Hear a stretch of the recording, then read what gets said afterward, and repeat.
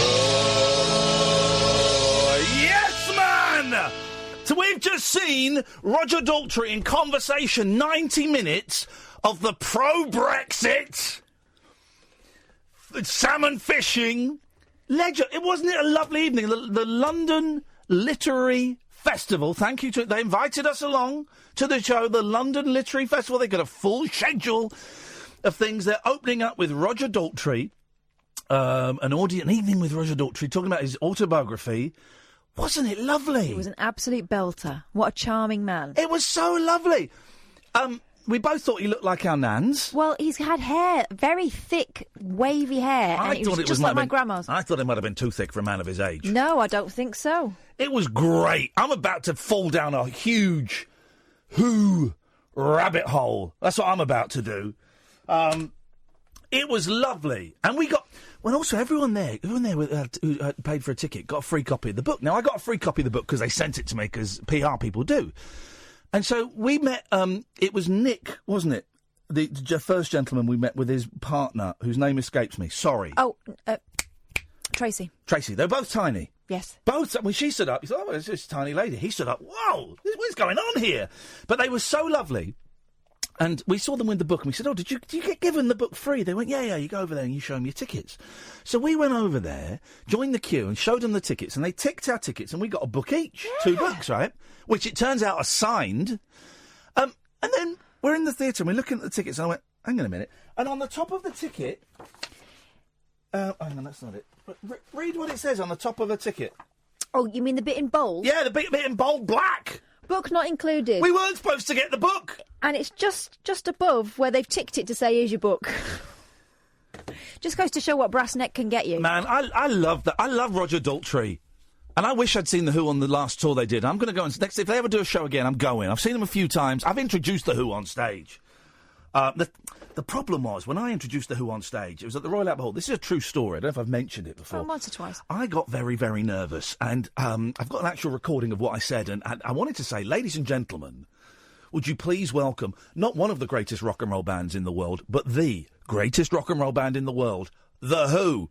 This is what he came out as. I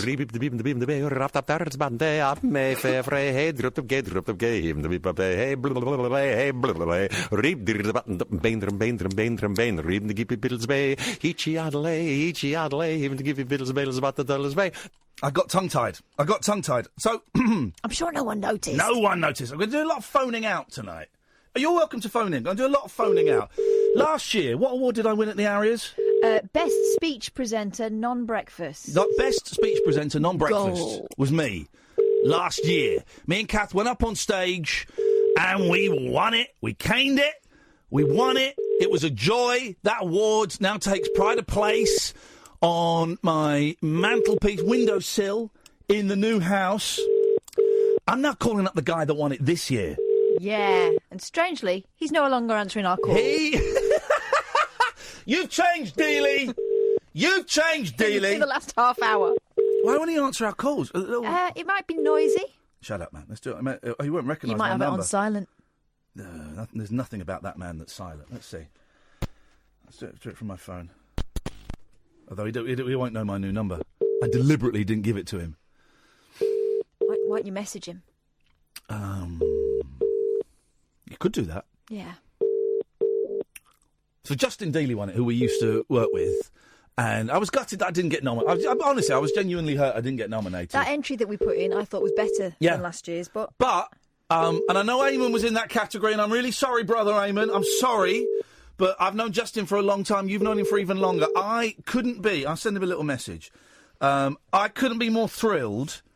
It's Ian Lee. Answer my call, you dick. There we go. We'll send that to him. Oh, who is... Someone on my home phone. Hang on a minute. This is so annoying. All day I've been plagued with phone calls. How did they get your number? Yeah, who is this and how did you get my home number? There, exactly. Hang up, coward. This morning, turned the computer on at 9:30. I had my youngest boy in bed with me. The phone rang. It's some pervert. I'm the biggest fan, Ian. I'm the biggest... My boy jumped out of bed and ran out into the hallway. He was looking through the door going, who is it? I said, don't worry. Who is this? How did you get my number? I'm calling the police. We'll try Justin a bit later on. It'd be nice to big him up. Right. Other people I want to phone tonight. I want to phone up Canada. I want to see how wasted Canada is now. Oh, yeah. The weed is legal, man. I want to phone up Canada and just see how much... Oh, yeah, well, that's what they're going to be like. They're going to be mashed up. A good... Well done, them. Who is this and how did you get my number? You are a rogue broadcaster. You are... Well, I know you're John from Islington. John. I know you're John from Islington. He said rogue, yeah? Yes. That's all right. That's actually a compliment. From that guy? Mm. A compliment? So we'll, 0344 499 1000. 1000. 0344 499 1000. 1000. Don't do the second 1000. It doesn't matter, it won't count anyway. It won't count. Who is this? Who is this? Right, you're all tosspots. 03. Who is this and how did you get my number?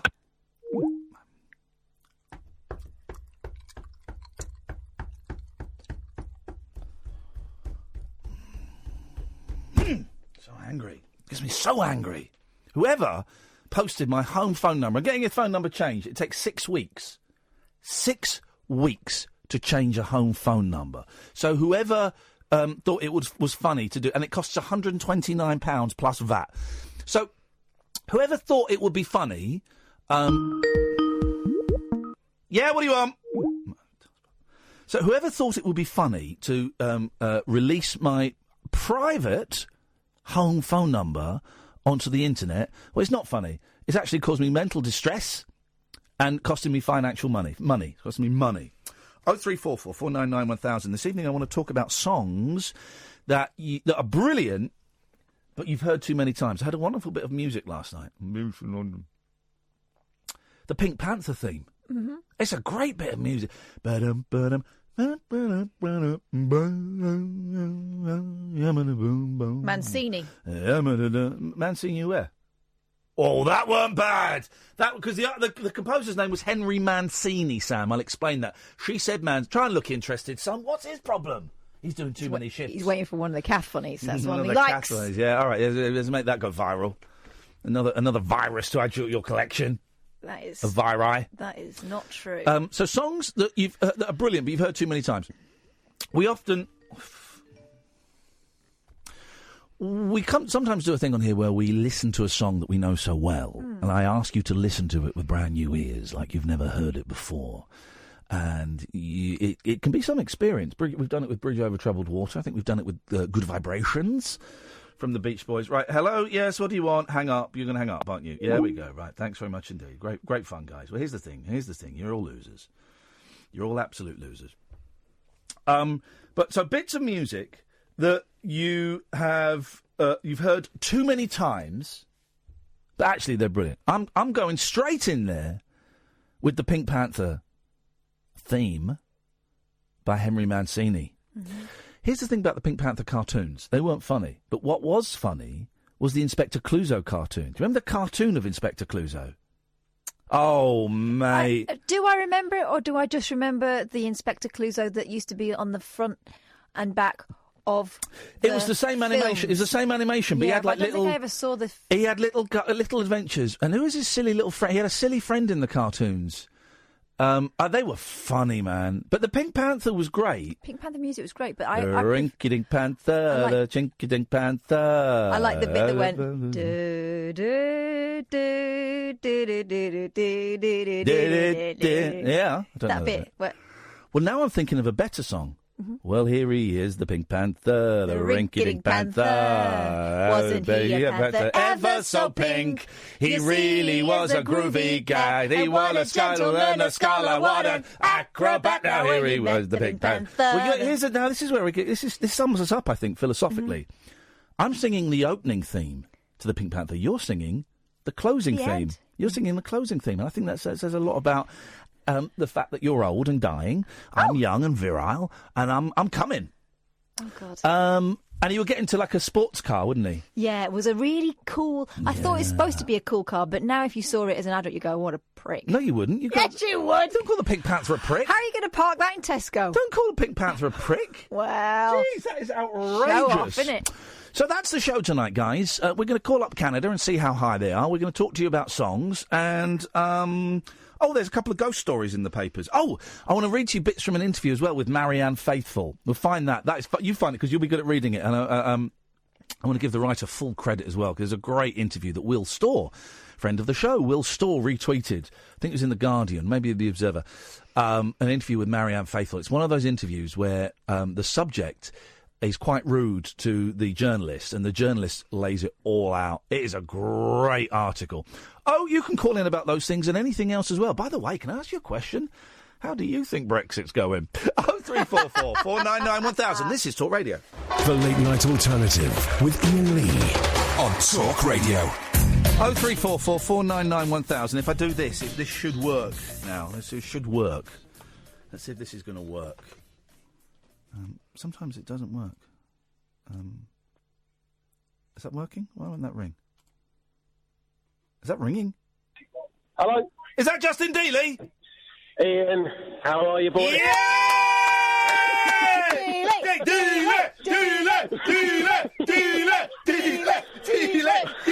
Hey, buddy, me and Kath wanted to say we are so proud of you, man. Congratulations. Now, before any F-bombs come out, are we live on air? Yes, we're live on air, so just watch it. Watch the casual racism, watch the description of male genitalia, watch it. How you doing, man? Oh, man, I've missed these days, man.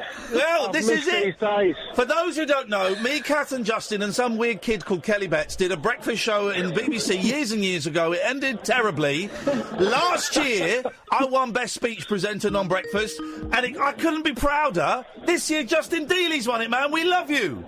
Oh, man, all that talent on one show. All that talent. And they split us up. Oh. How are you? Did you know you were going to win? Was it a surprise? It was a complete surprise. Can I be honest with you? I've had a few drinky poos. That's how you won it. I had no idea. I mean, like 2 weeks ago, I got married. Oh, of course you did. Congratulations, man. Thank you. Promise you, hand on heart, I was writing the script during the dinner. Yeah. That's how far behind I was.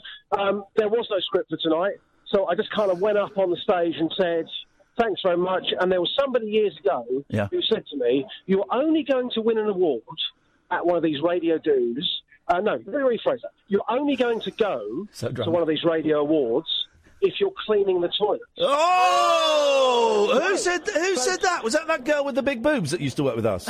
No. What was her name? I can't remember. She lived in a B&B. Who was that? Who? Do you remember we were talking about her the other day? Oh, she wouldn't have said that. What was her name? Dashy. Dashy? No, it wasn't Dashy. Okay. Dashy was delightful. She wouldn't say that. All right. Go on. We interrupted Justin's story. It wasn't her. So I just kind of went up and I said, I'd like to kind of, dedicate this award to that person. I've got closure. Thank you very much. Good night. He used it to pwn somebody. I love it. He did. I love it. Well, the question is on everyone's lips, of course, is how does that make you feel as a person? It makes me feel good. And at the moment, I'm outside the Leeds Arena.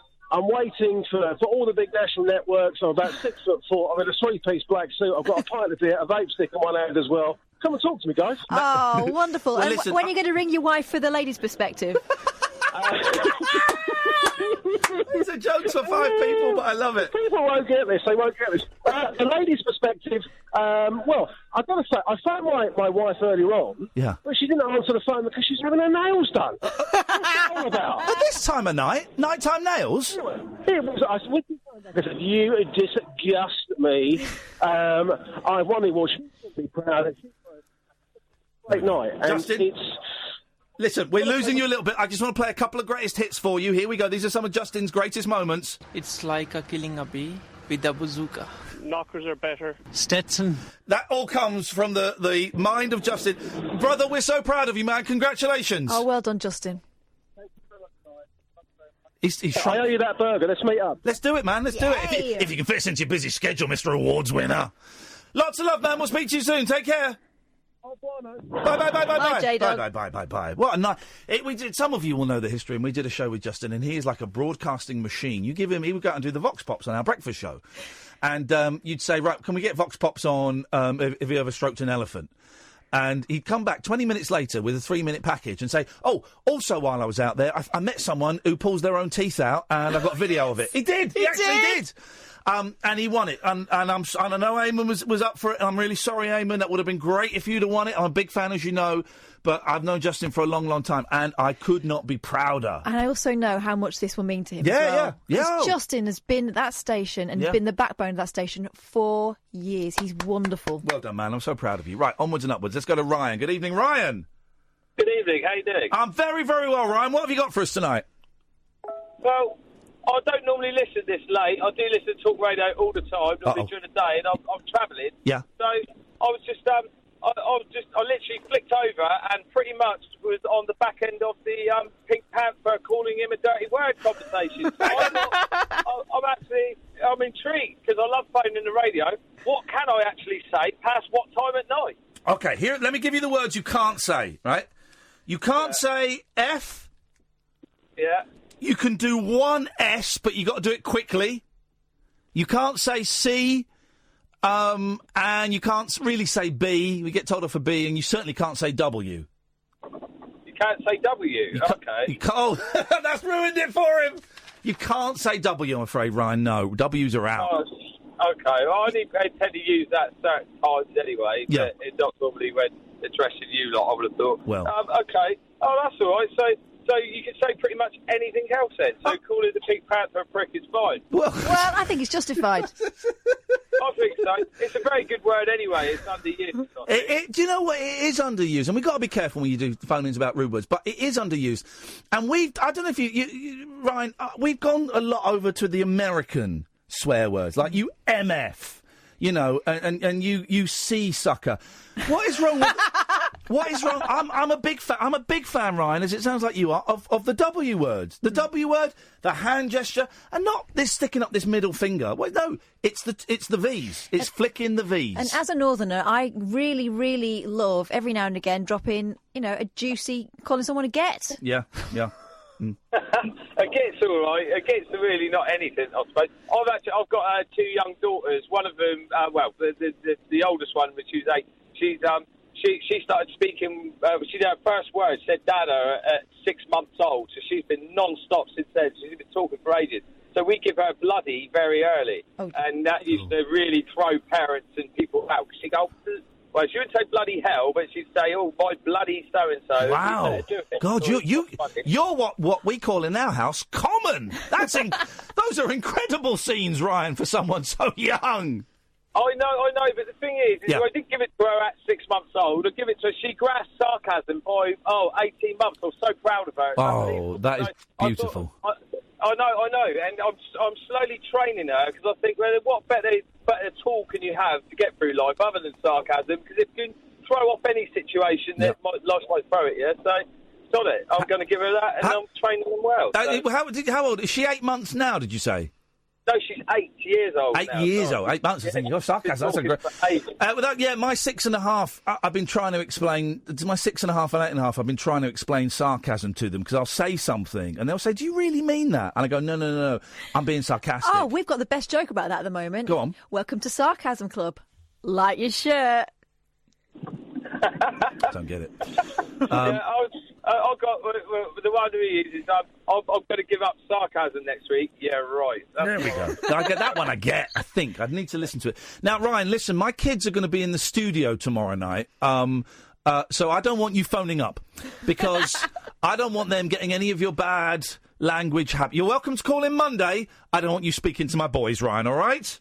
I'll tell you what, I conduct myself properly around everyone else's children. I only swear at my own. There we go. You're a good man. He's got principles. Hey, listen, man, thank you so much for sticking around a little bit longer and not only listening to us, but giving us a call. We really appreciate it. No problem. Cheers, fella. Take care. Ryan. Bye-bye. 03, bye-bye. I just sound a bit like... Bye-bye, darling. Claire Rayner. That was it. Bye-bye, lovies. Thank you, man. It's nice. Because here's the thing, right? Loads of good people on this station. You got Julia Hartley-Brewer, who I'm now friends with. You got Eamon. You got James Whale. And loads of people kind of, tune in for those because they're big names and then tune out again. But the fact that sometimes people, listen to James Whale and maybe they leave the radio on 20 minutes longer or they fall asleep and they wake up and it's us, or they listen to Julia in the morning and go, well, I wonder what's on, late at night. Let's see. The fact that people listen to us, I find amazing and is brilliant. But then as well, they decide to take it one stage further and give us a call. Yeah, it's brilliant. Thank you, man. Thank you, Ryan. Thank you, everybody that calls in. Let's go to G. Good evening, G. Evening, boss. Yep. I've got an idea for a show. OK, well, tell me when it's on and I'll watch it if I'm around. What is it? Swear word roulette. OK, and how does that work? You grab a set of Scrabble tiles. Yes. You pull out a letter. Yes. Whatever letter is in your hand, you have to come up with the most offensive swear word you can. I don't think it's one for this station. It's not a radio. It might be one for Rabbit Hole. It's not radio friendly. Rabbit Hole is I'll have you know, is a highly intellectual, mentally stimulating debate show. We will not be having. It might actually work on the Rabbit Hole. It could. That's not a bad idea. It would work on the Rabbit Hole. I don't know why it's called roulette though. Yeah. Should we swear word Scrabble? Because you only get 6 tiles. Right. Well, okay. Again, Catherine, do you want to just say what you said? I don't know why it's called roulette though. Yeah. Maybe. Hello? Hello? He bottled it! Self-censored. He bottled it! No! He bottled it! Because he couldn't explain it! You hadn't thought that through, had you? Right, H-Man has tweeted, if the boys are in tomorrow night, ghost story phone him. Well, tomorrow at 10, we've got Pete Heat coming in, the magician, right? Because my boys are really into their magic now. And Pete Heat, as you know, if you've listened before, he is an amazing magician. Magic on the radio, well, we're not streaming it on Periscope anymore, but I'm well, actually, we can't film it because I don't want the kids in the film, so we'll have to make sure that the boffins know not to use any of the footage from tomorrow night, please. Thank you very much indeed. Unless they're out of the shot, which they won't be because they're idiots. But Pete will blow your mind, right? Pete, Google him. Honestly, he's amazing, right? So the kids are going to have their minds blown. And then I said to the boys, they've been in before, right? And I said, have you got any questions you want to ask Pete? He'll answer any question you got. So the question is, what's your favourite trick to do? Okay, fair question. And I said, now remember when you came in last time, you asked a question to the audience. Do you want to come up with another question to ask the audience? And they might phone in. They might not phone in, but it might be fun. So my eldest said, yeah, have you ever seen a UFO? I went, okay, that's a great question. I said to my youngest, what would you like to ask? Have you ever seen a ghost? I said, well, dude, were you here for this, Sam? Oh, you weren't here. I said, right, dude, 6.5. Last time you came in, you asked people, have you ever seen a ghost? People started phoning up with their ghost stories. You got more and more visibly upset by that until someone phoned in and talked about a dog that was like see-through, and you misinterpreted that. You could see the outline of the dog. You could see the outline, and you misinterpreted that to think that it had no flesh and you could see its bones and its thing. And you started crying and you had to come and sit on my lap. I said, are you sure?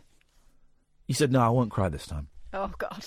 So if you want to listen to a 6.5-year-old crying... Didn't he have nightmares as well? Oh, yeah, he still has nightmares about the dog. Still, to this day, has nightmares about the dog. His best nightmare... Right, other people's dreams are boring, but his best nightmare... And this was like 18 months, 2 years ago. Right? He's in the house in Windsor. And he woke up, right? And everybody had gone. The house was empty, right? But there was someone else. He could hear someone in the house. So he was like scared, and he's hiding, and he's trying to... And he goes and hides in the living room, and he kind of covers himself up. He's in the living room. And all he can hear is a voice going, there's no room. There's no room. There's no room. Oh! There's no room. I'll get him to tell the nightmare. He tells it better. Freaky. So if you want to hear a kid crying on the radio tomorrow, this is the station. This is the... You won't be getting that on with Nick Abbott. 0344 499 1000. Alan, stay there. We'll come to you in a bit. This is the Late Night Alternative. Ian Lee, Catherine Boyle, weeknights from 10 on Talk Radio. Late night conversation worth losing sleep over. The Late Night Alternative with Ian Lee on Talk Radio. We have ways of making you talk. Danny Baker has just summed up not only Twitter, but the modern malady that is striking us all. So Michael Caine has come out and said he's pro-Brexit, right? Mm-hmm. Is that the story? Yeah. Right. And I've not seen any, but Danny Baker's just tweeted this. This is spot on. This is spot on. Michael Caine's opinion on Brexit is irrelevant. Calling him a twat and worse is pointless. You disagree with the old boy? Fair enough. I do too. All this going immediately nuclear on someone is a sickness. Grow up. Spot on. All this going immediately nuclear on someone is a sickness. Grow up. It is, isn't it? It's a virus. Mm-hmm. It's a virus that spreads. Michael, all right, so I'm kind of anti-Brexit. Roger Daltrey is pro-Brexit, right? What? So I'm supposed to heckle him at this thing tonight, or am I only allowed to do it online, or can I not just sit and enjoy an hour and a half of someone who's brought me loads of pleasure, even though I disagree with him politically? Yeah. It's crazy, isn't it? It is. All this going immediately nuclear on someone is a sickness. Danny Baker's got it absolutely spot on, and we do. It's that pile-on... 0344 499 1000, by the way. It's that pile-on mentality. It's that if you have a view that is different to mine, then you are an idiot, you're a twit, he's obviously been called the C word, I'd imagine. The number of people who I see specifically answering yours or being rude to you on Twitter, right? Yeah. And they'll say, I think you're a, call you a name. Or, you were SH1T on I'm a Celebrity, or whatever it might be. Whenever I click on their feed, right, and have a look, it's just them shouting into the void at various people off the telly. And they've been doing it for years. And you just think, what does that give you?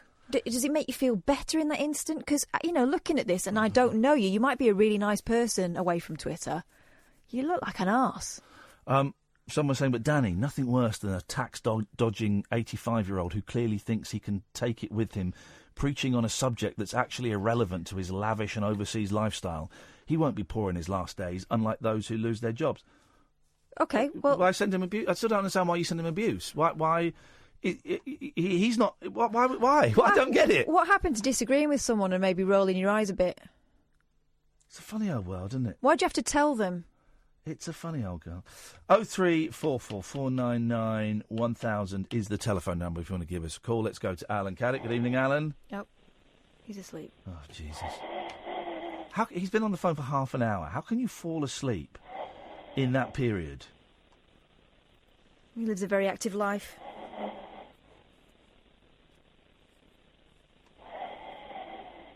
Alan.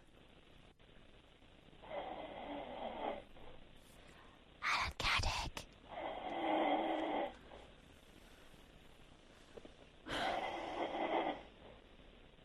Hey, there's Dashi. Right? Yeah.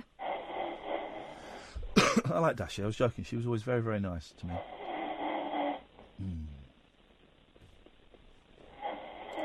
Okay, well, thanks very much.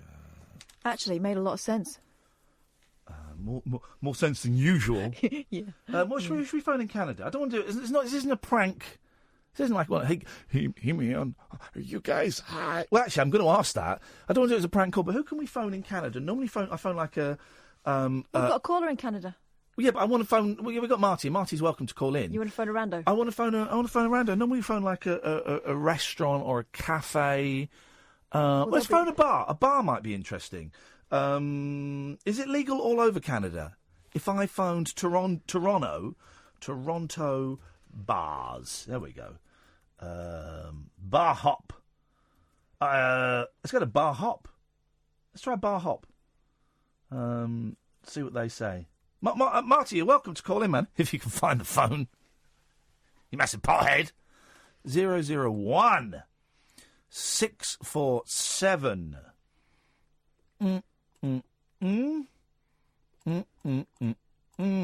Okay, this is Bar Hop, King Street, Toronto. These phones have been a little bit... there we go. Put it there. There we go.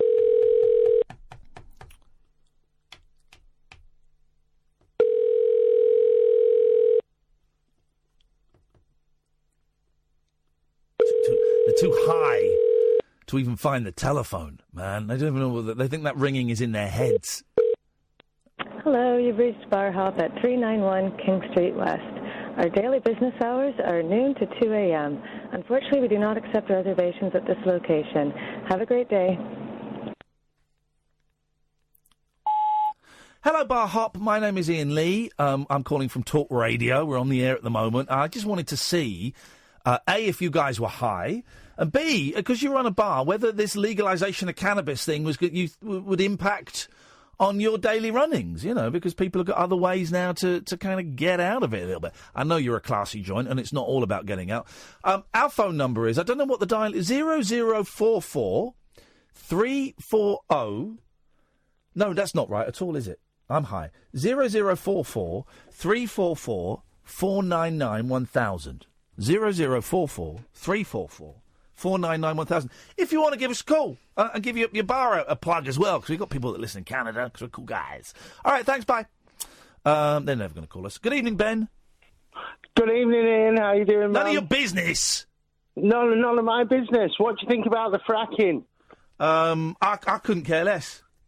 Well, why couldn't you care less? Hang on.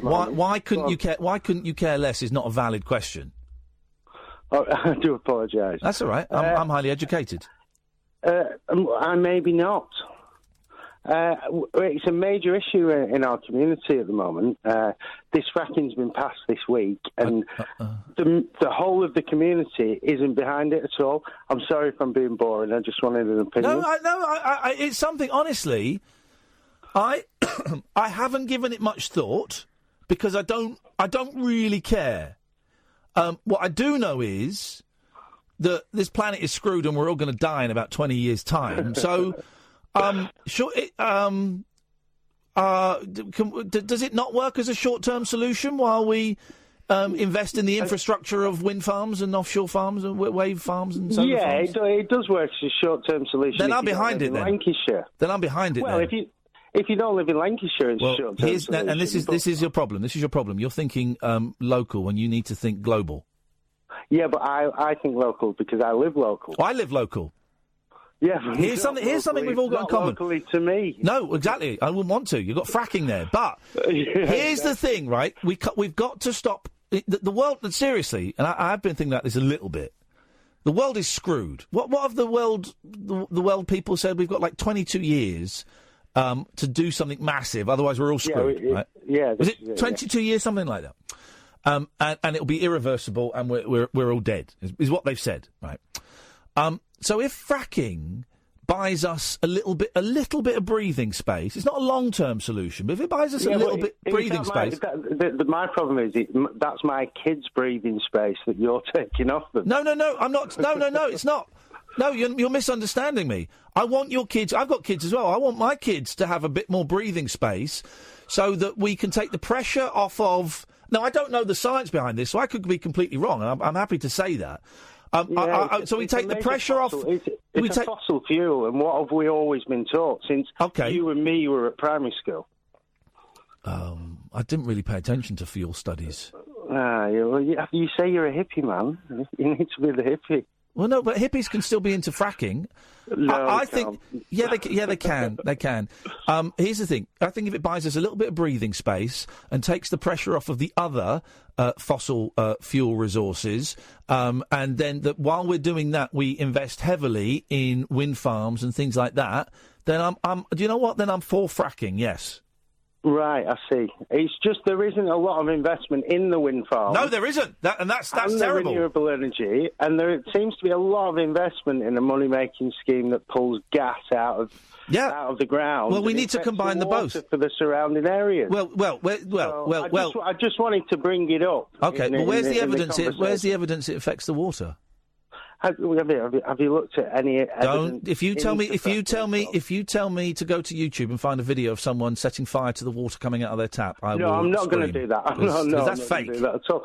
But there is hundreds of different chemicals that go into the water system. Surely. Where is there is no evidence that it actually does. That it potentially might, but there's no evidence it actually does. If it's done properly, if it's done safely. Yeah, this is it. I just wanted someone else's opinion of it. Okay, then stop saying that because you've that was the conversation establisher, and now we're discussing. Now we're discussing it. So now we're getting opinions, and my opinion isn't fully formed. Like I say, I've not really thought about fracking. So thank you because you're helping me to consider my opinion on fracking. I just have major concerns about what is going into the water table. Basically. Okay, well, what if they said to you, nothing is going into the water table? Would you be all right with it then? I'd be all right with that, but nobody has turned around and said nothing is going into the water table. I think the people that do the fracking have said that. Oh, well, the people who do the fracking will, of course, said that. So sorry. Right, okay, sorry. I just thought you said that if someone had told you that nothing was going into the water table, you'd be okay with that. But now you're saying that the experts... Now you're saying that the experts on this, the people that do this for a living, don't know what they're talking about.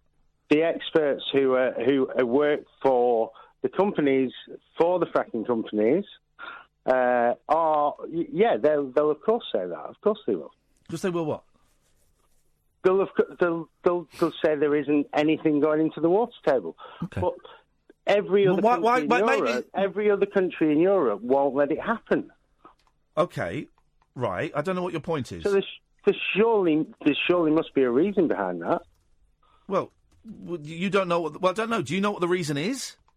Well, the reason is that it goes into the water table, and there's a lot of carcinogenic chemicals that. Okay, if you know that, can I interject? Please do. That's why I'm concerned. I've just had a tweet from a guy who works for a water company who says, I'm not paraphrasing. This is his exact words. I work for a water company. He's talking bollocks. Oh, all right, then, fair enough. Why would the water company lie? Why would what? I work for our water company. Nothing goes in the table. That's no proof whatsoever. Well, no, but you've offered no proof as well, as you know. Hey, listen, I don't really... No, I haven't. I've just phoned because I'm concerned about 50% of the views I get, and the other 50% of the views I get.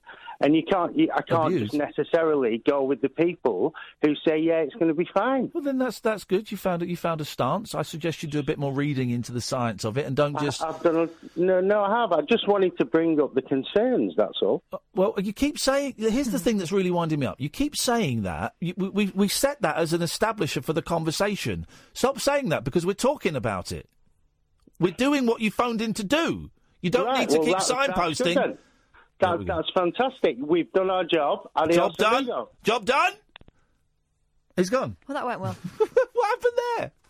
Uncut after-hours conversation for the up-all-night generation. The Late Night Alternative with Iain Lee on Talk Radio. We'll get you talking.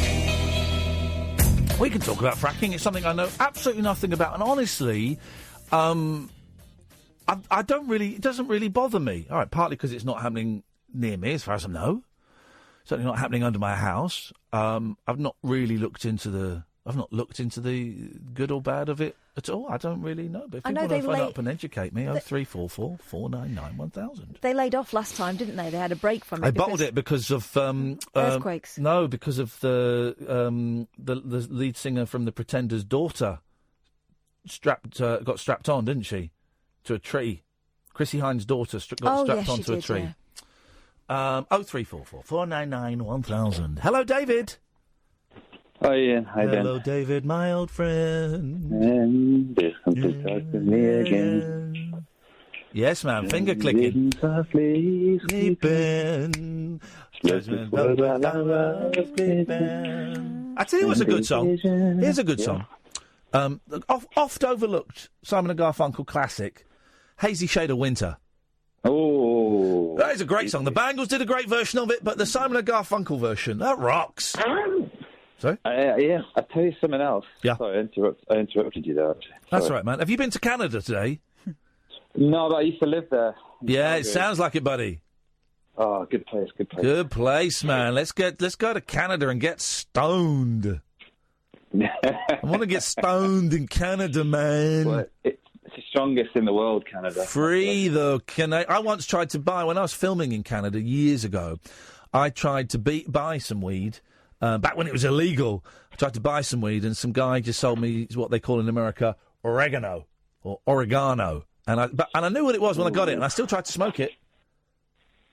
Of course. Of course, you do. You buy bad drugs, stuff that isn't drugs. You finish it. You finish it, man. The amount of sherbet dip I've shoved up my nose, going, well, I paid £50 for this. I'm certainly going to get my money's worth. Anyway, David, yes, sir. It's a strange one. When I rang in, and the guy said, "I'm going to put you through." Yeah. There's a very weird, almost like a demonic voice for a while. I don't know, are you doing something for Halloween or something? Say that again. On. What? When I rang up, he said, "Hi, David. I'm going to put you. I'm going to call you. I'm going to call you back." He said, "I'm going to call you back." I heard this this is like a really strange, when they play things backwards. Yeah. Although that's just something. That's just Sam. Sam is practicing. Is working in the radio is a part-time job. He's practicing to be a voodoo technician, and so he's probably put a hex on you. Okay. So luckily he's not very good. So you should make it through the weekend. I hope so. There we go. Was there a point to this flirtation, David? I'm enjoying it. I'm enjoying it a lot, man. No, I think. The reason why I called originally was the point about people getting aggressively doing tweets, and was it Danny Baker's statement that you liked? Yeah. I agree with that. It's very good. I was thinking about it. It reminded me of when I was younger, I used to go to football matches. Okay. And the people in the crowd would always shout, abuse of the players because there was so many of them and they were behind. But now it seems like those people are everywhere. He makes a good point, doesn't he? Actually, football's not a thing I'm massively enamoured with, but you would see people. You effing idiot! You're a dick. What we call armchair. They call in America armchair quarterbacks. The people that think they can do it better, even though they got a big beer belly and take two steps and out of breath. And that you're suggesting that culture has now spilled out and we've all been infected with that virus off the football pitch. In what other walk of life would you stand behind someone at work and tell them they were doing it all wrong when you've got absolutely no clue of how you do it in the first place? Well, let me. Can I just write down a joke for you, Catherine? I'm just going to write down a joke. It's a joke just for Catherine. If I said on air, I would lose my job. Yes. I'll show it to Sam. You carry on talking to David. I'm going to go and show it to Sam. It was a good one. Let me transmit it to you, David, through the power of the mind. You ready? Yeah. Right, hang on. 1, 2, 3. I'm sending it now. Sam, oh, I know. Do you know what I mean? That's a bit much.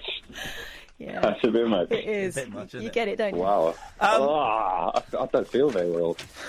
Billy, do the walk of life, do the walk of death. By the way, right, I'm not allowed to. Right, my friend has seen the new Queen movie, right? Oh yeah. And they're not allowed to talk about it because they signed an NDA. I haven't seen the new Queen movie. I've not signed an NDA, but apparently it's awful. I think it's going to be my new favourite biopic after Hysteria. Oh. Maybe that's what we showed. Hysteria, the Def Leppard story. Have you seen that? No, I haven't. Oh, my God. And they're all Americans.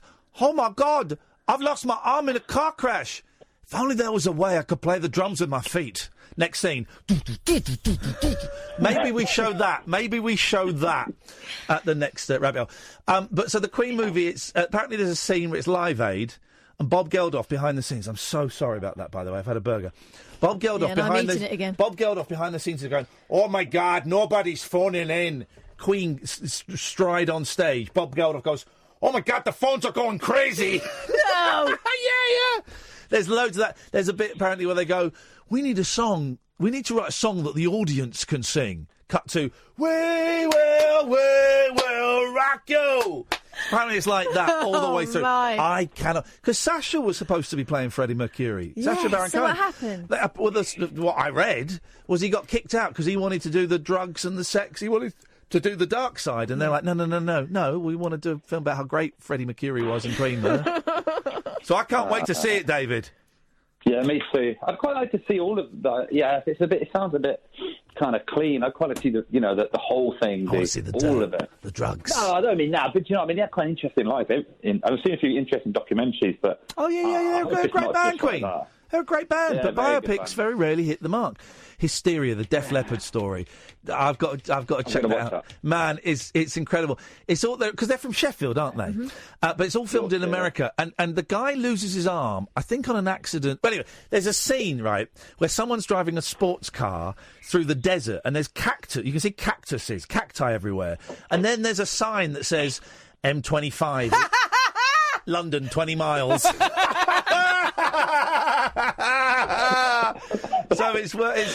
I'll check it out. Maybe we'll show that.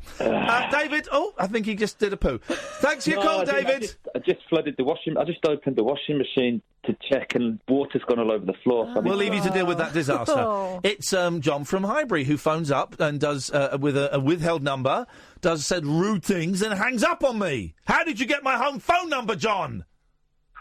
I think you wanted people to call. Sorry, I want people to call my home phone number. That's right. I'll tell you who I want to call. I want the Chinese delivery, I want the Indian, and I want my friends. I don't want perverts. I don't want perverts. Shut up! I don't want perverts. I don't want idiots like you phoning up and calling me rogue. Although actually I quite like that. But I don't want you. How dare you phone up my home phone number 3 or 4 times? I phoned yesterday as well. What?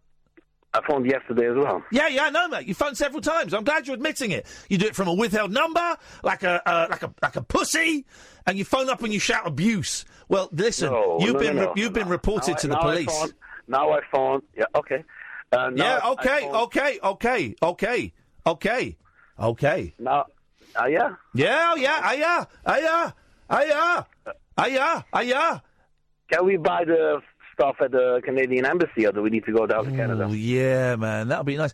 Is there, I'm trying to think, I'm being spontaneous. Is there a shop that's got the word Canada in the name? Because if there is, I can make a joke about, could we go there and buy weed? Of course, we would not be able to, because it is still illegal in this country. It's only actually within the confines of the Canadian borders that it's become legal. We can buy anywhere around ours, couldn't we? Yes, we could, John. But I tell you something, I would not want to get stoned with you. It would be a bummer. I never tried it, and I don't intend to. But I like your company. You lied to my company? I like your company on the radio. I hate your company. Your company makes me nauseous. Your company makes me ashamed to be human. No, you can't control who listens to you. You see, John, I can control my callers. Yeah, but let's go to Will. Come on, man. I'm sad for John. He so wants to be your friend. He walked right into that. I know. Will? Hello. Will, I've got to go to the news. Can you stick around for a few minutes and you'll be the first call as soon as we get back? All right. Is that okay? Okay. You sure? You sound a bit down. It's fine, cool. Do you want to give us a little tease as to what we're going to hear after 11? I was just going to chime in with some info on fracking, just so you can know a bit more about it. Okay, well, we look forward to that. Sounds like it's going to be a gas. A gas! Hey! Come on, buddy, let's hear the noise. Will's going to tell us about fracking. That should keep him listening. 0344 499 1000 is the telephone number if you want to give us a call. Or if you've ever been fracked. Oh, Catherine, below the belt. The Late Night Alternative with Iain Lee on Talk Radio. We have ways of making you talk. I don't mind the guy dancing with my girl. That's fine. I know him all pretty well. But I know sometimes I must get out in the light. Better leave her behind. When the kids are alright. The kids are alright. Sometimes I feel I gotta get away. Bells chime, I know I got to get away. And I know if I don't, I go out of my mind. Better leave her behind. With the kids are alright. The kids are alright.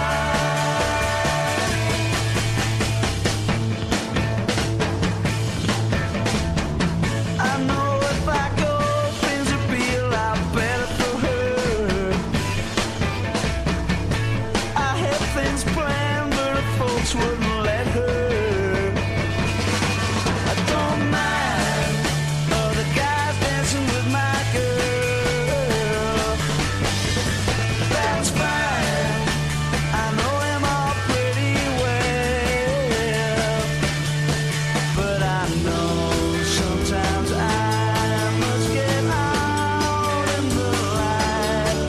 Better leave her behind. With the kids are alright. The kids are alright.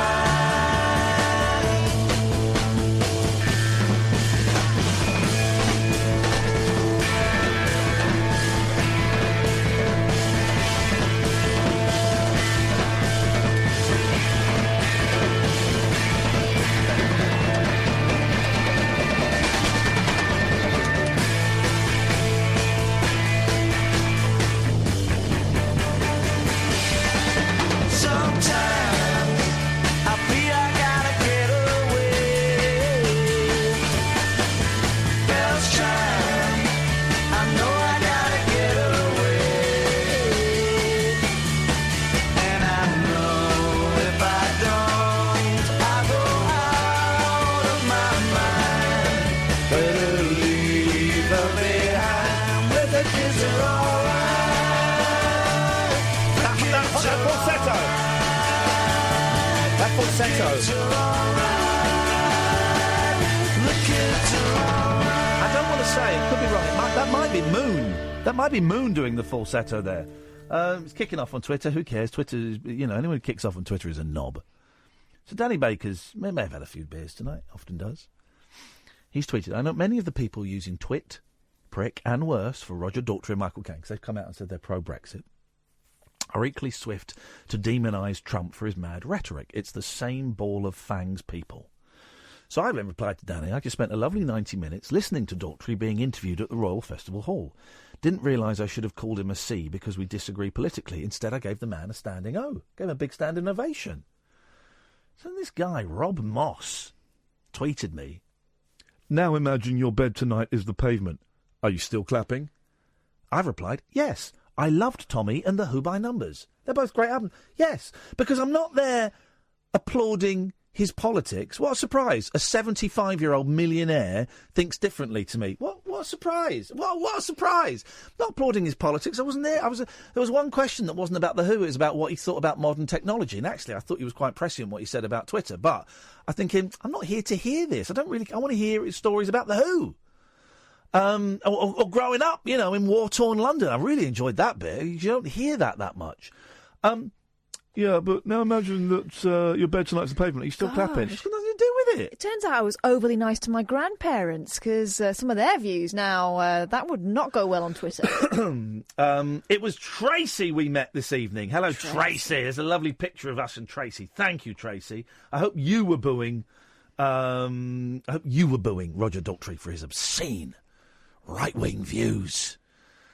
It's ridiculous, man. Do you want to know something? I love the Beach Boys. Mike Love is a Trump supporter. You want to know something even worse? I still listen to Gary Glitter records. 03444991000. No, kleine Wasser? Oh. Nicht Wasser. Unen Uhr. Hello, Will. Hello. Couldn't remember what good evening is. Guten Abend. Guten Abend, mein Herr. Don't ask me. Oh, I don't. Well, it's all Greek to me. Oh, there we go. And in Greece, of course, when there's something they don't understand, they say it's all Chinese to me. I love that. What you got? So, Will, fracking. I wonder what the Chinese say. They say I was going to do a racially insensitive impression then, but I won't. They probably say, well, I understand it all because they're excellent in languages. Yeah. Will, fracking, can I make it sexy? Because I don't really care, if I'm on it. It's something that I've not really bothered to think about. You should, Kerry, and it's pretty serious stuff, actually. I'd never even heard of it till 2013, because they wanted to do it round in a place called Balcombe, which is about 10 miles from my house. Yes. And so I kind of found out from other local people about it, and I kind of looked into it, and it's pretty bad stuff. It's basically a massive industrialization of rural communities, and each production site requires thousands of HGV. So it's creating a lot of work? No, not really. Well, if there's thousands of HGV journeys, then there's obviously a lot of people being employed. Well, I guess there's a few truck drivers, but I'm sure they get plenty of work anyway. Well, I don't know if they do. It's a bit arrogant to look down on truck drivers like that. Anyway, go on. Well, I mean, you've got to look at the bigger picture. Yeah, you have. And I don't think you are. You're looking at the local, not the global.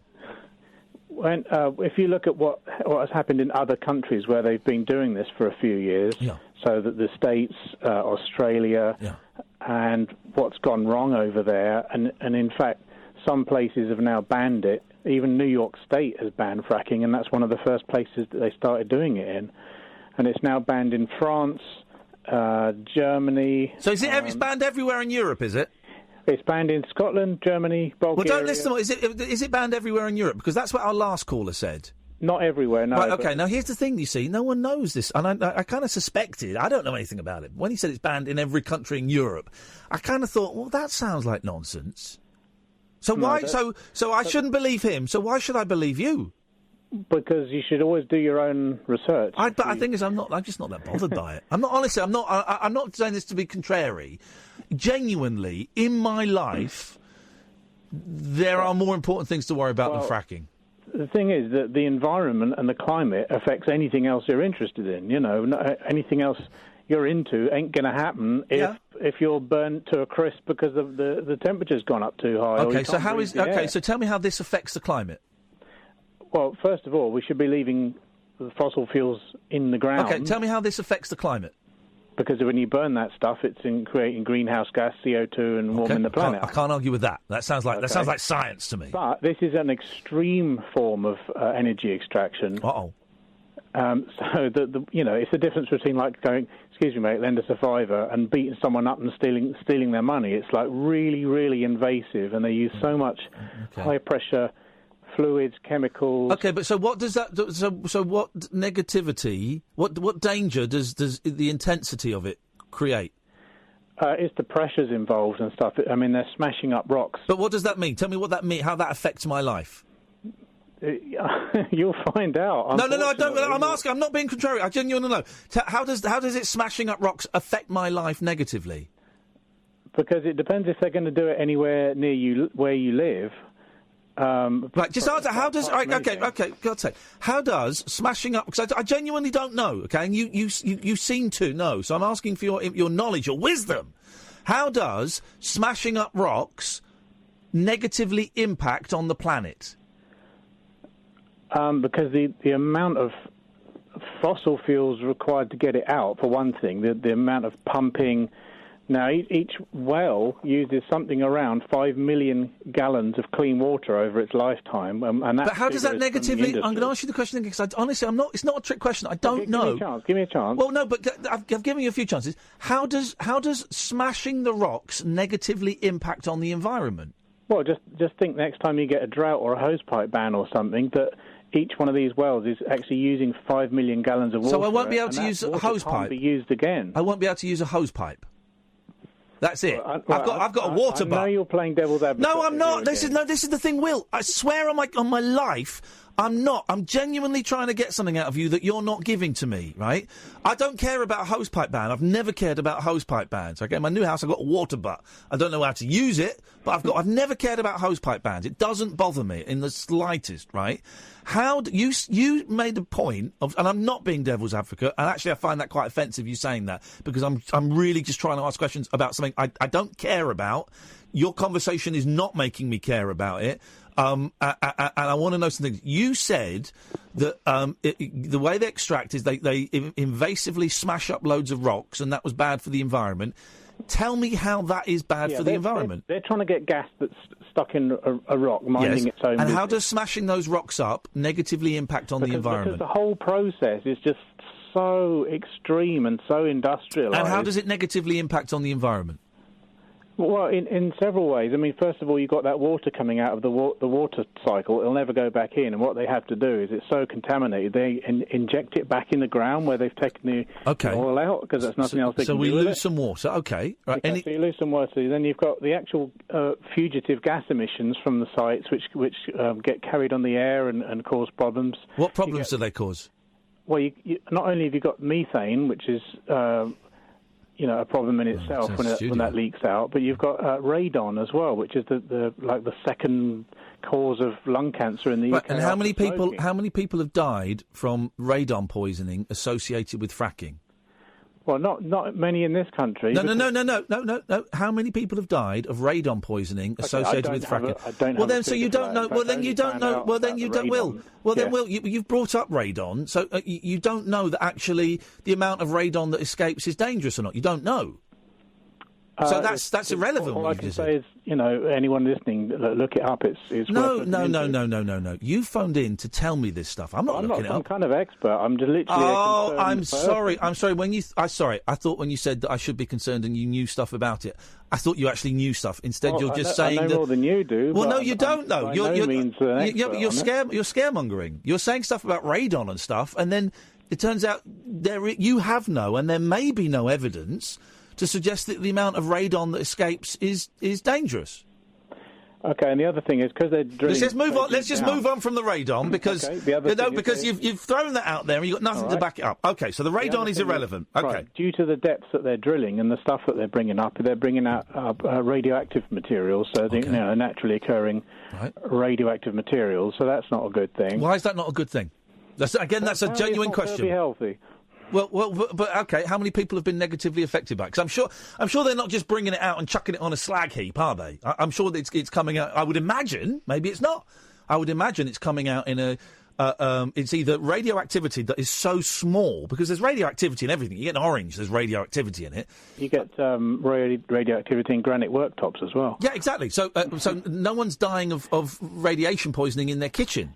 But you just asked me to list some reasons, and I'm giving you reasons. No, you're listing the headlines. But then when I do what I'd assumed you would have done, and I'm question those headlines, turns out you've not looked behind them and you don't have anything to back it up. I've seen the documentaries and the films that are about on the net. I mean, there's a big film called Gasland that everyone should check out. Gasland on the net.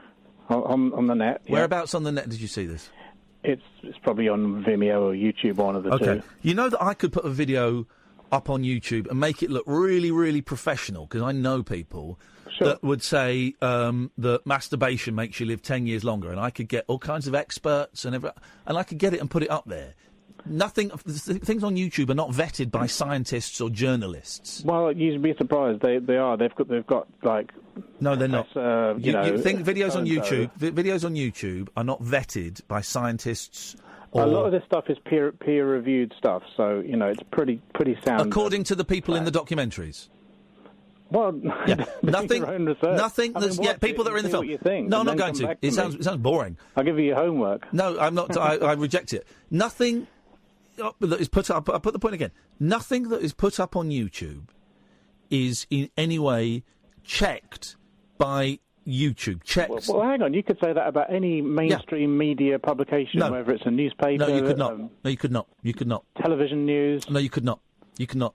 The amount of stuff that is fact checked and legal checked on BBC News is incredible. Okay, so you've not given me one fact. You've not given me one fact that you can back up with evidence that it's dangerous. There's been cases in Canada... Of radon poisoning?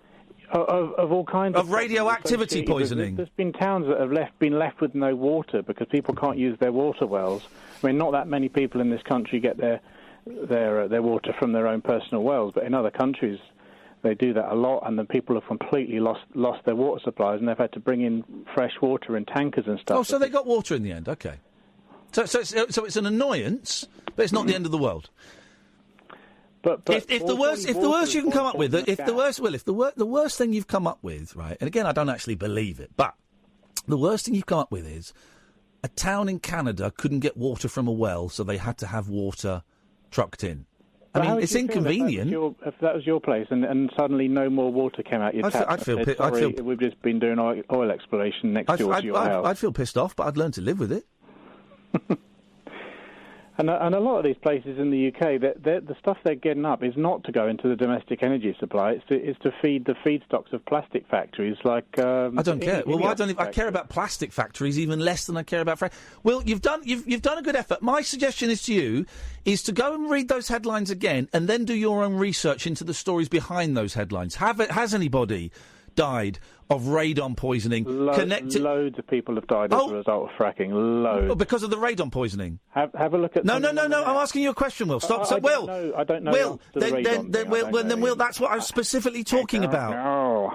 You're doing smoke and mirrors, and if the best you can do is a silly voice when you're avoiding a question, then I thought we were having a grown-up conversation. I'm really sorry.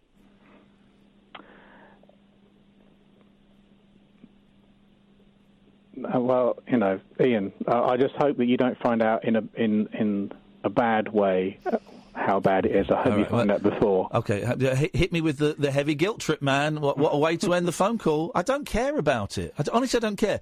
Here's your homework. Go and find out how many... One simple thing out of all the bullshit you gave me. Here's one simple thing you can go and investigate. How many people have died as a direct result of radon poisoning that can directly be attributed to fracking? Go and do that, Will, and then we'll have a chat. Right. And then you watch Voices from the Gas Fields. No, because I don't care. You're the one that cares about it so much. You're the one that's phoning up radio shows, and yet you have nothing to offer apart from empty wind. That's it. I'm just trying to give you something to counteract the spiel that the industry give out on. Well, first of all, we've not had anyone on from the industry here, so there's no need to counteract it here. And I appreciate your call, I really, really do. But you've not said anything. You've not given me any facts. You've given me stories that you then couldn't back up. And that's a shame, because I thought I thought we were going to get facts from you. I'm just trying to make people aware and to people You're doing look into it themselves. No, I get it, and but I just need to make you aware you're doing it very badly. All right, cheers, Ian. All right, well, thanks, man. We'll speak again. Bye bye. 0344 499 1000. Give me facts. Give me facts for people of some, town in Canada. What was the town? Radon comes out. Okay, how much is coming out? Because if it's like 1 milligram of radon, is that deadly? I don't know. Everything's radioactive. Everything is radioactive. How much is it? Is it like 100 times more radioactive? Has anyone died from it? Has anyone got cancer from it? I genuinely don't know if fracking is good or bad. I don't know. And if we had, and I'll just say this, because I do appreciate the call, Will. If we'd have had somebody on from the fracking industry, and they were telling me stuff, I would have challenged them. I honestly don't care about it either way. And I always hate when people say, we really should care about this. You really should care about this. And then they can't tell you why. No, you really should care about this. And I just hope you don't find out about it in a bad way. Oh, you mean when my kids die? Thanks, man. Thanks for putting that in my head. Also, when they say things like, I just hope you don't find out about it like that, they're hoping you do find out about it in a bad way. So then they can be right. He gets cancer because of the radon, and he shouldn't have laughed about it on his show. 0344 499 1000. This is Talk Radio. The wild man of late night radio. The Late Night Alternative with Iain Lee on Talk Radio. We have ways of making you talk. 0344 499 1000 is the telephone number if you want to give us a call. Thank you, Will. Genuinely, I wasn't playing devil's advocate there. It annoys me. Sometimes I do it. Of course I do. Sometimes I'll do it for the theatre, but I genuinely wasn't there. I don't know anything about fracking. I know very little. And I'm not interested. I'm really not interested. But if someone comes on and is really anti it or is really pro it, then I kind of think, OK, well, what's the con here? What's the con? And quite often they haven't got the facts to back up. If he said, well, 50 people have died as a direct result of radon that can be linked to fracking. That's a serious thing. That's an issue. OK, fine. Hang on, but we don't know if anyone's died. I don't know. Anyway, it's boring. It really is boring. Hello, David. How are we doing, mate? You okay? I'm okay, thank you, David. What can I do for you this evening? Yeah, I had a weird experience a few months ago in London. Went down with a family, and we went to I've seen a restaurant, TripAdvisor. It's apparently meant to be the best kebabs in London. Yeah. So we decided to try it out, give it a go, and on the menu, the price was just outrageous for a kebab. Go on. You're looking at well over 100 quid just for a kebab. Yeah, I've done a kebab. Wow, that sounds. What made it £100? Was it the bullshit factor? Was it the lying factor? A kebab for over £100? Are you nuts, David? What a load of old nonsense! Why are you phoning me up with this rubbish? You absolute buffoon! You liar! A kebab for £100, even at London prices? You are a liar, David! Liar! Liar! I swear on my child's life, mate, it was that. You haven't got children. You're a virgin. Oh, mate, that's a bit far-fetched. Far-fetched. Fair play. That's a good comeback. Says the man with a £100 kebab. Okay. No, have a look online. Google it yourself if you don't believe me. All right. What am I googling? Go on. Google lamb kebab. Lamb kebab. Lamb kebab. Yeah. Just the words lamb kebab. And £100 will pop up. Not lamb. LUN. Lamb kebab. Mate, don't even try it with me, buddy. Don't even try it with me. Because listen, I've been playing the banjo for a long, long time. The what, sorry? I've been playing the banjo. The banjo? Yeah, you know the 5-string instrument. I've been playing that for a long time. Okay. Yeah. So don't come around here talking about luns on a show thinking the old white guy isn't going to know what a lun is. The white guy knows what a lun is. The white guy knows all about it. Ian, you're a legend, mate. You're a legend. I'm an absolute legend, and I want to say, what can I say that's not rude? Muchi ungli. The what? Muchi ungli. What's that mean? It means fish fingers. Muchi ungli. Yeah. Ian, you're a G, mate. David, come closer. David, can I sing to you, David? Yeah, go on. Come closer. I want to sing to you. Can your friends hear me? Yeah. All right, this is for you and your friends. Okay, here we go. Go on then. Give us a kiss, mate. Perdesi janana hai, mujhe chode ke. Thank you, guys. Thank you very much indeed. Don't try and sneak the word lum past me. You know who he's dealing with? Filthy animal. Lum means a winkle. Lung kebab. Come on, David! I still wouldn't pay £100 for it.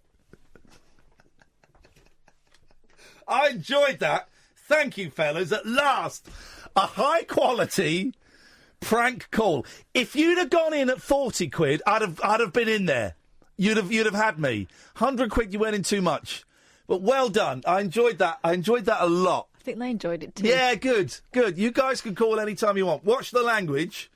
But muchungli means fish fingers. I say it slightly wrong. That's why some people I can't quite remember how you're supposed to pronounce it. Hey, Marty, put down the reefer in Canada and speak to us if you can. I'm struggling, dude. Especially after that. They had me going, man. I was actually Googling that as he was saying. That was fun. I enjoyed those guys.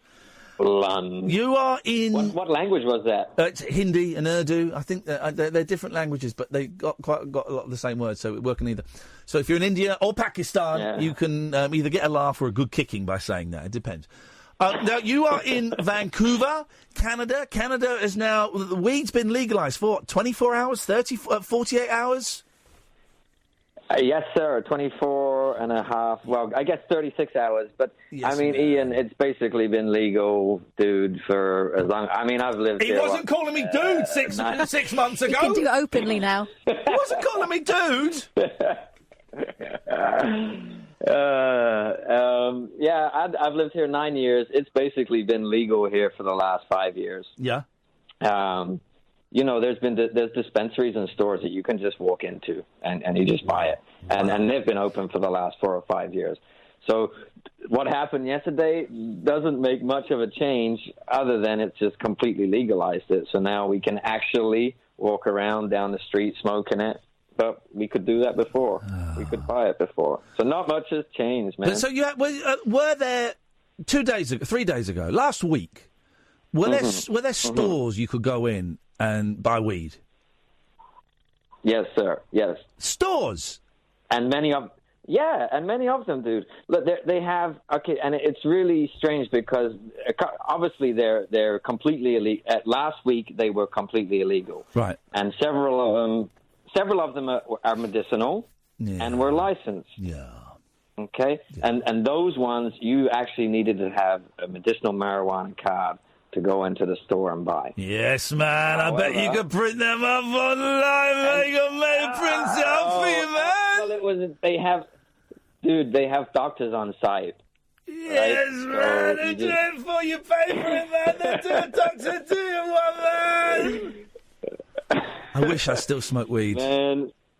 Huh? Oh, dude, you should. Why did you stop? Because I can't stop. So I had to stop. Because here's the thing, man. When you're getting through £300 worth of skunk a week and you are waking up, you go to bed and you wake up at like 3 o'clock in the morning and you reach over and there's a half-finished joint and you light that and then you go back to sleep. Then you wake up and before you get out of bed you have 3 joints. That's kind of a sign that maybe, just maybe, you should perhaps consider not doing it. Yeah, maybe, dude. I mean, that does sound like an awful lot. That was a lot, man. And here's the thing. I was buying so much weed, right, that I didn't want to know the weight of what I was buying. I didn't want to know the weight. So I would go to the dealer and I would say, can I get £300 worth, please? Whoa. I didn't want to, I don't know, because normally you get it in eighths or tenths, well, not tenths, jeez, or ounces. Yeah. I don't know. I want to get 300, and it was, because this was when I was on telly money. This was every week, man. This was every week. Terrible. I mean, terrible. Wowzers. I used to get terrible migraines and I was very pale and I would just sit there watching daytime TV, man, and it was... I couldn't do the thing that where you have it's like 9 o'clock at night, you go, I don't know what, let's put on Revolver. Let's put on Rubber Soul followed by Revolver and let's roll a fat one. I couldn't do that. That would then be the rest of my life would be rolling a fat one. So that's why. I mean, Ian, if you smoked that much, I mean, surely it wasn't even affecting you. Surely it would almost become. It wasn't. I mean, because I was. I mean, so what's the point in smoking it that much then? Because what are you getting from it? Well, nothing. I couldn't. I was addicted to it. Just the addiction, yeah. Yeah, man. Yeah. Did you roll? But did you roll tobacco in? Of course we did. We're British. Well, we're British and we're hardcore. Well, we smoke it with tobacco. Yeah, I think that's half the problem. No, because half the addiction is coming from the nicotine. No. Here's the thing. Here's the thing, right? My first NA meeting I went to, because I had a problem with cocaine, right? So the first meeting I went to, I spoke to someone on the helpline, and they said, hey, there's a meeting near us tonight at 8 o'clock. If you meet us at this train station, me and a friend, we'll meet you there. We'll go in with the first meeting, which is what they often do. I was like, yeah, cool. So I met this guy, and in the car was this other guy, no names, no pack drill. And so you chatting, and they're asking me, so what is your problem? I said, it's Coke. I can't stop taking Coke. And I went, okay. And I said to the second guy, I said, so what's your problem? And he said, I'm addicted to weed. And I'm sniggering, thinking, but you can't be addicted to weed, man. What are you doing? But yeah, you can. You can be addicted to anything that changes the way you feel. And that can be shopping, and that can be sex, and that can be sugar, and that can be biscuits. And yes, heroin and crack and crystal are, I don't quite know the right phraseology, in inverted commas, more addictive. But if you are an addict, you can be addicted to weed. And all this, you can't get addicted to weed. That was one of the first things I had to realise, that was nonsense. Yes, you can, man. Yeah. But that's a minority of people, and a lot of people can do it successfully, and I wish them the best of luck. I mean, the government have been very, since the last few months here, they've been, dropping leaflets to everybody's home. There's been a lot of adverts on TV. People just ripping those leaflets up and either using them for roaches or using them to skin up in. Using them for roaches. That's what I'm doing anyway. Good lad. Here we go. Here's the thing, dude. Yeah. I don't know how they're going to police driving. Sorry, right? police driving? Because, okay, yeah, but how are they going to police, drive people who are driving and high?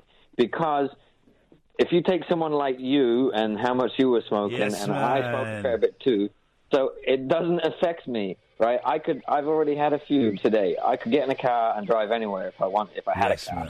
But I could easily drive, no problem. But they're proposing a saliva test.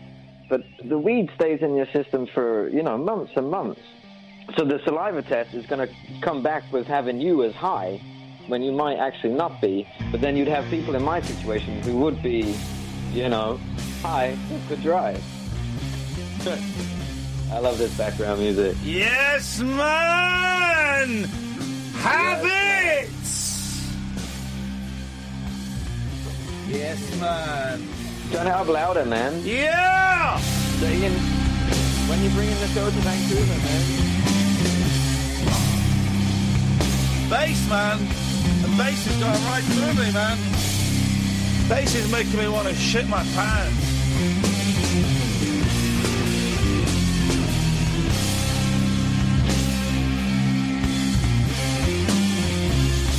Flashbacks. Good evening, Dion. Hello. Hello, Dion. Yeah, I actually, I phoned off my mobile when I phoned Kathy, and I had a bit of it recorded and that. Oh, yeah. I know it was a mistake. I said I hadn't been to my local pub for nearly 13 years. Yeah. Because the agoraphobia, I don't like too many people near me. And that's what I said. Yeah, I just want to do public transport. And okay. So we got it wrong. We got it wrong. That's all it was. So just to clarify, and I'm sorry if that's the case, man. We got it wrong when we said what we said. Me and Kath got it wrong. Well, no, I mean the way it come out is if I hadn't been out for 13 years. I hadn't been fishing by the canal or gone to my local pub for that long. Because I know that Kath listened to it. Yeah. Kath?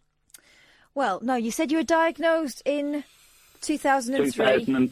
2003. Yeah, so that would be 15 years ago you were diagnosed. Yeah. And then you said you hadn't been to the local pub You haven't even been to a local pub in a year or something, you said to me?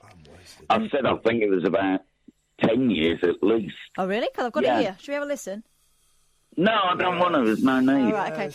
And then you said... really. And then you said you'd been... No, I mean, there's no problem. Hang on. And then you said it got really bad about 5 months ago and you stay in, is what I...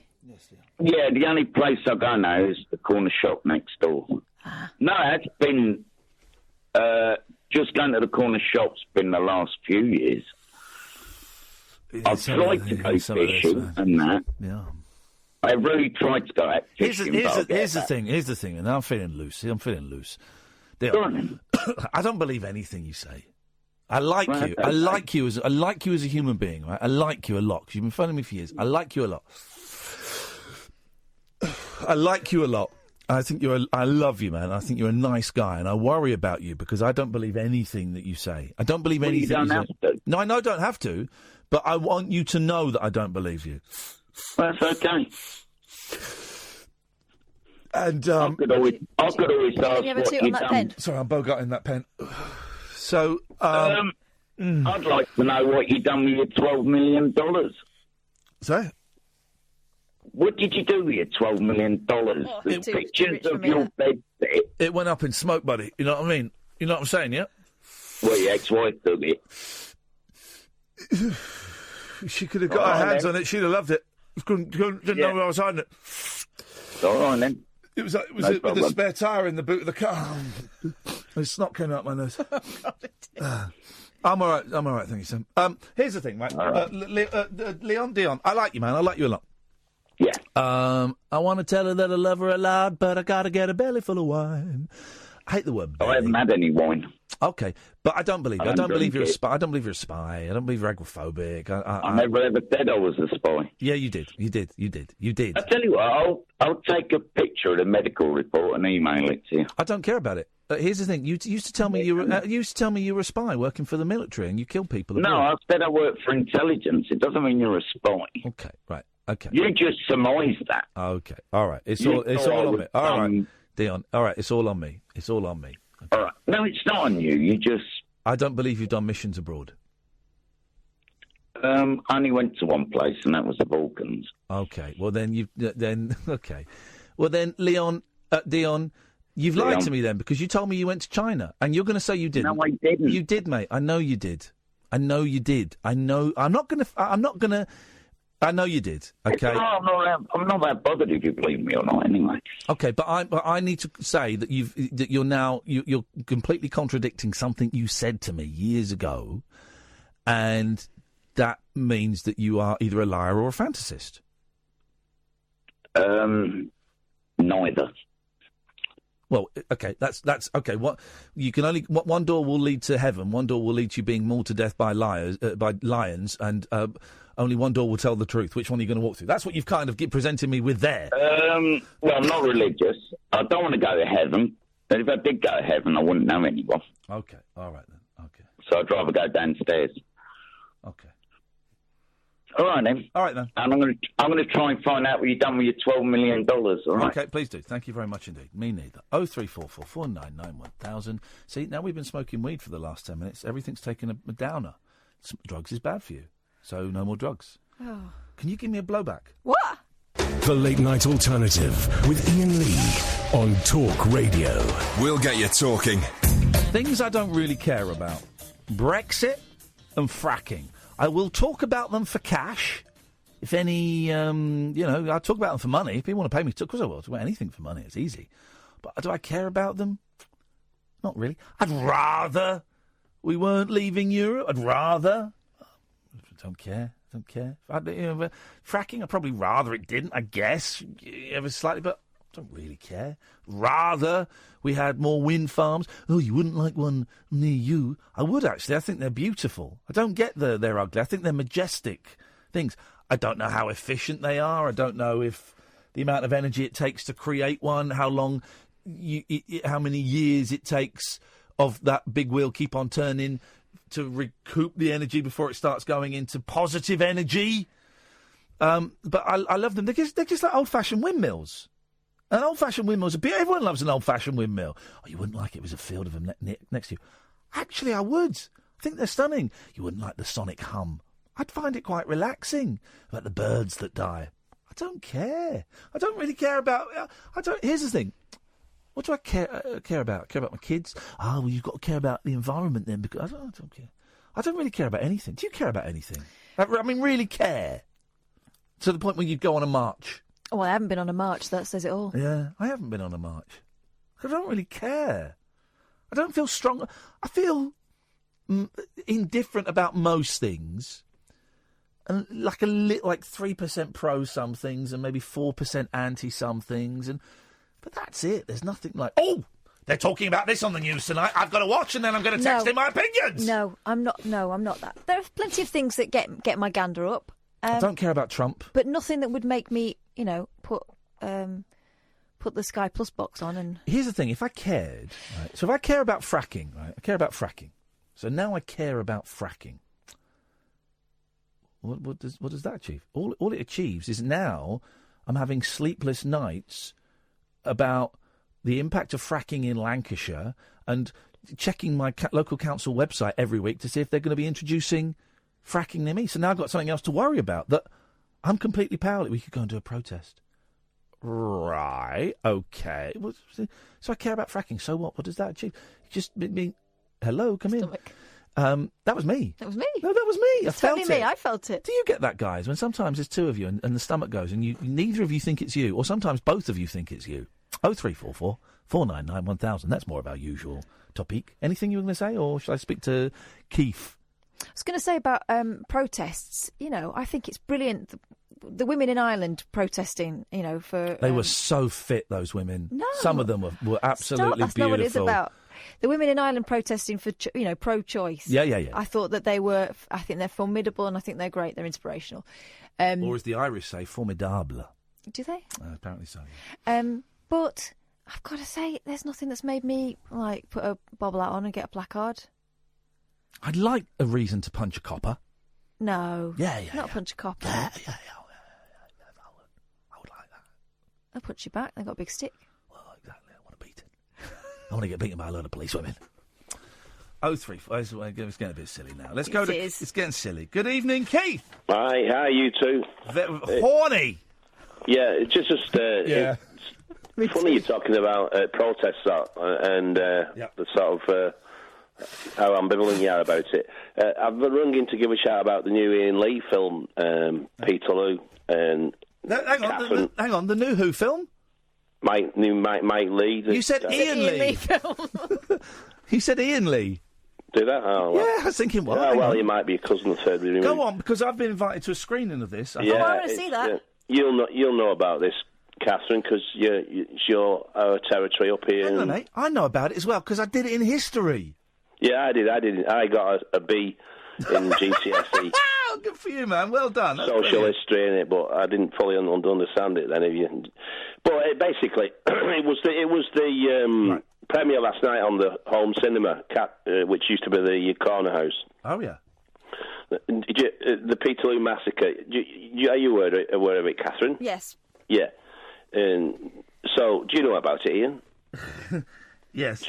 I know a little bit. I don't really remember it. I remember it. Yeah, it was a massacre. It was, It was, Vaguely. Go on. What do you know about it? Well, okay, let me try and remember it.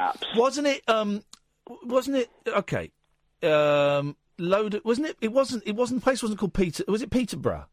Anyway, it was... Yeah, that's near Greater Merseyside. Like Shut your face! Shut your face! I'm going to punch you, come and punch you! But it's not in a place called It's not... Oh, my God. You are an absolute shit. But it's not in a place called Peterloo, is what I'm trying to say. You're right. The Peterloo massacre. It was. It wasn't in Peterloo. St Peter's Fields. Thank you very much indeed. That's the point I was trying to make. It's all right. It was the loo was because it was so bloody. It was. I'll tease you in a minute by hanging you from your penis out of an 8th floor window. The loo is it was so bloody. It was compared to Waterloo. Yeah, that's true. Thank you, Keith. Yeah. So, basically, it was predated the Chartist movement and the socialist movement for sort of ordinary working people to get the vote. It was in Spinningfields, which I think, Catherine, you know where Castlefields is in the centre of Manchester. Yeah. I think a couple of thousand people. It was a peaceful protest, and they sent the cavalry in. How many do you reckon were in that crowd, though? I'm not quite sure. I think 1,500 to 2,000. Oh, right, okay, yeah. And, right. Oh, well, tell you what, you were even wronger than I was, but I'm not going to laugh at you because I want you to learn more, and I worry if I laugh at you, you might stop learning. It was 60,000, but carry on, mate. Oh, 60 to 80,000. That's excellent now in the centre of Manchester, yeah. And it was really fundamental. He's saying it as though it's something to be proud about. Well, I am, yeah. It's sort of in the DNA of us up here. What, being a bore? Huh? Oh, yeah. Hey. Oh, hey. You're so parochial, you don't even know what Greater Merseyside is. You're calling Greater Merseyside. I had to chuckle at that one. What? I've never even said the phrase Greater... You did? When? Honestly, I laughed my socks off at that one. When did I say Greater Merseyside? The other week. Give me context. Greater Manchester, like Liverpool, and you said Greater Merseyside. What? What you talk? Who is this guy? Is this like your ex-husband or your dad or something? No, my dad's posher than this. I tell you what, you're good at dishing it out, but you can't take. You won't be good at taking it when I come and karate chop you to the windpipe. No, let's be grown-ups about it. Exactly. I'm going to kill you. Oh, you're not. I'm going to kill you. No, you're not. Yes, I am. No, you're not. Oh, yes. Ambivalent. So that was it. I'm going to kill you. Now I've got something I feel passionate about. It's about killing Keith. I don't think so. I think so. You see, you're there again, aren't you? Huh? There again with you taking the mick out of the Northerners, and you're not looped past Watford. Excuse me. Hang on a minute. You don't know the difference between Peterborough and Peterlee. Keith, shut up. Kath, do you want to step in and defend me on this one? Shall I I think you've been a bit touchy there. He wasn't doing that at all. Nah. You did say it a bit of a patronising tone. That's what he was going for. Nothing to do with being Northern. You know that he's my best mate, and I'm Mancunian. Are you? You should have told me that first time we met. Yeah. So how can you have a problem with Northerners? Well, hang on a minute. Stay with this. He has got a problem with me now. I didn't know. Who's Mancunian, Ian? I didn't know. Me. Right. Oh, yeah, I know you are. Shut up, you Keith. know about Little Holton. Shut up. And Swinton. Will you shut up, man? You didn't tell me you were from Manchester. Yeah. This changes everything. Shut up. This changes everything. Okay. This friendship is toxic. Oh, don't be silly. She knows about Little Holton, don't you? Little Holton and Swinton. Do you know what? I don't want to be on this show while there are two Northern people. Catherine, you enjoy talking to your boyfriend. Yeah. His name's Keith. Yeah, the other thing is... He's shouting at you now.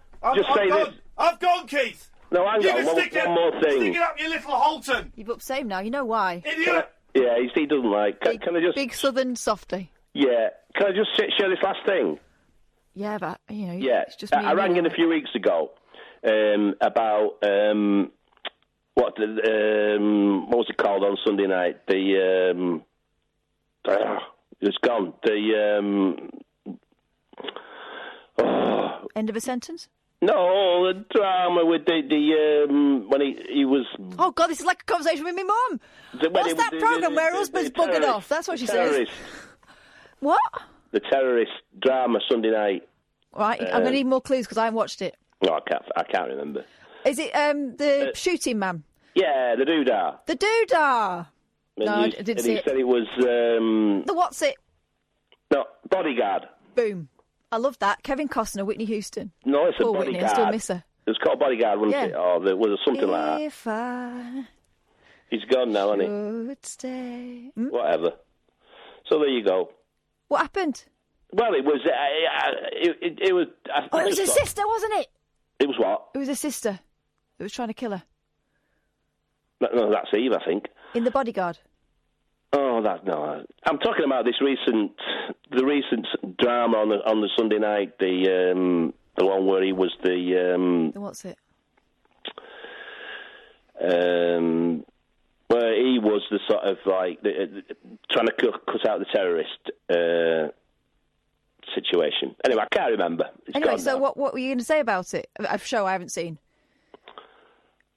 Well, was it good? Just about the viewing figures. I think it was about 10.9 million or something like that. Oh. Anyway, I'm going now. But anyway, there you go. Peterlee and Peterloo. So, anyway, Catherine, good to speak to you. You too. You know about Little Holton.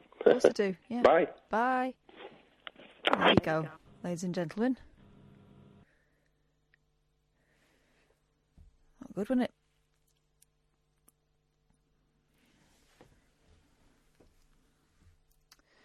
I didn't watch that programme. I've just had a conversation with a very vague conversation with someone for about, felt like 10 minutes. I think it's probably 4. Is it safe to come back in? Oh, God. Right. First of all, that guy's a bell cheese. Why? Second of all, what? Second of all, I thought you seemed very pleasant. I know it wasn't Peterborough, but I knew it was Peter something, St Peter's Square. But first of all, did we laugh and mock him when he said he wanted to talk about the new Ian Lee film? A bit. Yeah, but not massively, not as much as he deserved, because I'm a nice guy. That guy's an idiot. That guy has got a chip on the shoulder that's bigger than his head. What song's that? Dun dun dun dun dun dun dun dun dun dun dun dun. This feels a lot like the conversation we just had about the bodyguard. Instead. And not the good Don't one. want to cry when there's people there. I get shy when they stop and stare. I'm gonna lock myself away, yeah. I'll come back again someday. And when I do, you better hide all the girls. Oh. I'm gonna break their hearts all around the world. If I don't get my way, I'm coming back again someday, but I can't. So I'll cry instead. Boom, boom, boom, brum, ring. Don't know it. It's the Beatles. Oh. Yeah. I don't want to cry when there's people there. All right, don't sing it again. Oh, God, no! Keith, nice Anyway, to have you on board, Keith. yeah. Great call. Appreciate it. Chip on his shoulder there. Big chip on his shoulder. I think I've got a problem with... What stupid thing to say I've got a problem with northern people? I think my problem is with idiots. North, south, east, west, black, white, gay, straight, trans. My problem is with trans... No, not with trans. My problem is with idiots of any denomination, right? And Keith falls under the I category, the idiot category. So I've got a problem with him. But northern people I don't have a problem He's with. come on before and suggested you're taking the mickey out of his accent, but it's not that. It's just sometimes... Take the mickey out of everyone's accent. His tone was... his tone Arsey. was funny. Anyway. His tone was arsey. It don't matter, does it? Yeah, great to Liverpool, great to Merseyside. What? I don't know what you're talking I think about. if you ever said that, it would have been a joke. Yeah. Anyway, a week Monday. What? We can go and see Peterloo if you want. Yeah, go on then. I don't know if I fancy it now, talking to that muppet. I don't think he was in it. Is Mike Lee? So is it funny? Or is it, no, it won't be funny. Is it Abigail's Party Mike Lee, or is it Naked Mike Lee? Is it the Vera Lynn film Mike Lee? Is it Nuts in May Mike Lee? No. Or is it that boring one about the old play people in the 1900 Mike Lee? I'm guessing more that. Yeah. Okay, well, I don't really want to go and see it then. We've got another That's hour. because you don't like Northerners, isn't it? That's true, correct, yes. We've got another hour of this rubbish, dear listener. 0344 449 1000 is the telephone number if you want to give us a call. You'd be very welcome. It's been quite a good old show. People say we lost it. 2 days ago, we had lost it. 2 days ago, it was boring. Now we're back better. This is the thing. It was this show and last night's show was like make-up sex after an argument. Right? You got to have the argument. Not saying that's what we did after our argument. You have the argument, and then you want it, and it's like the best you've ever had. By the way, as we walked into the Royal Festival Hall today, first we met that lovely couple, and then as we were walking in, the guy on the door went, "Have you two made up yet?" I did. He was a listener. We didn't get his name. I'm really sorry, my friend. I didn't ask you your name because I was so thrown that someone recognised me, not because I'd stolen strawberries, but because we do this. Because we'd had a row. You two made up yet? And I was a bit embarrassed. But it was nice to talk to you, man. Thank you. Thank you for saying hello. It made our night. It really did. 0344 499 1000. This is the Late Night Alternative on Talk Radio. The Late Night Alternative with Iain Lee on Talk Radio. We have ways of making you talk. I got every reason on earth to be mad, 'cause I just lost the only girl I had. If I could get my way, I'd get myself locked up today, but I can't, so I cry instead. I got a chip on my shoulder that's bigger than my feet. I can't talk to people that I meet.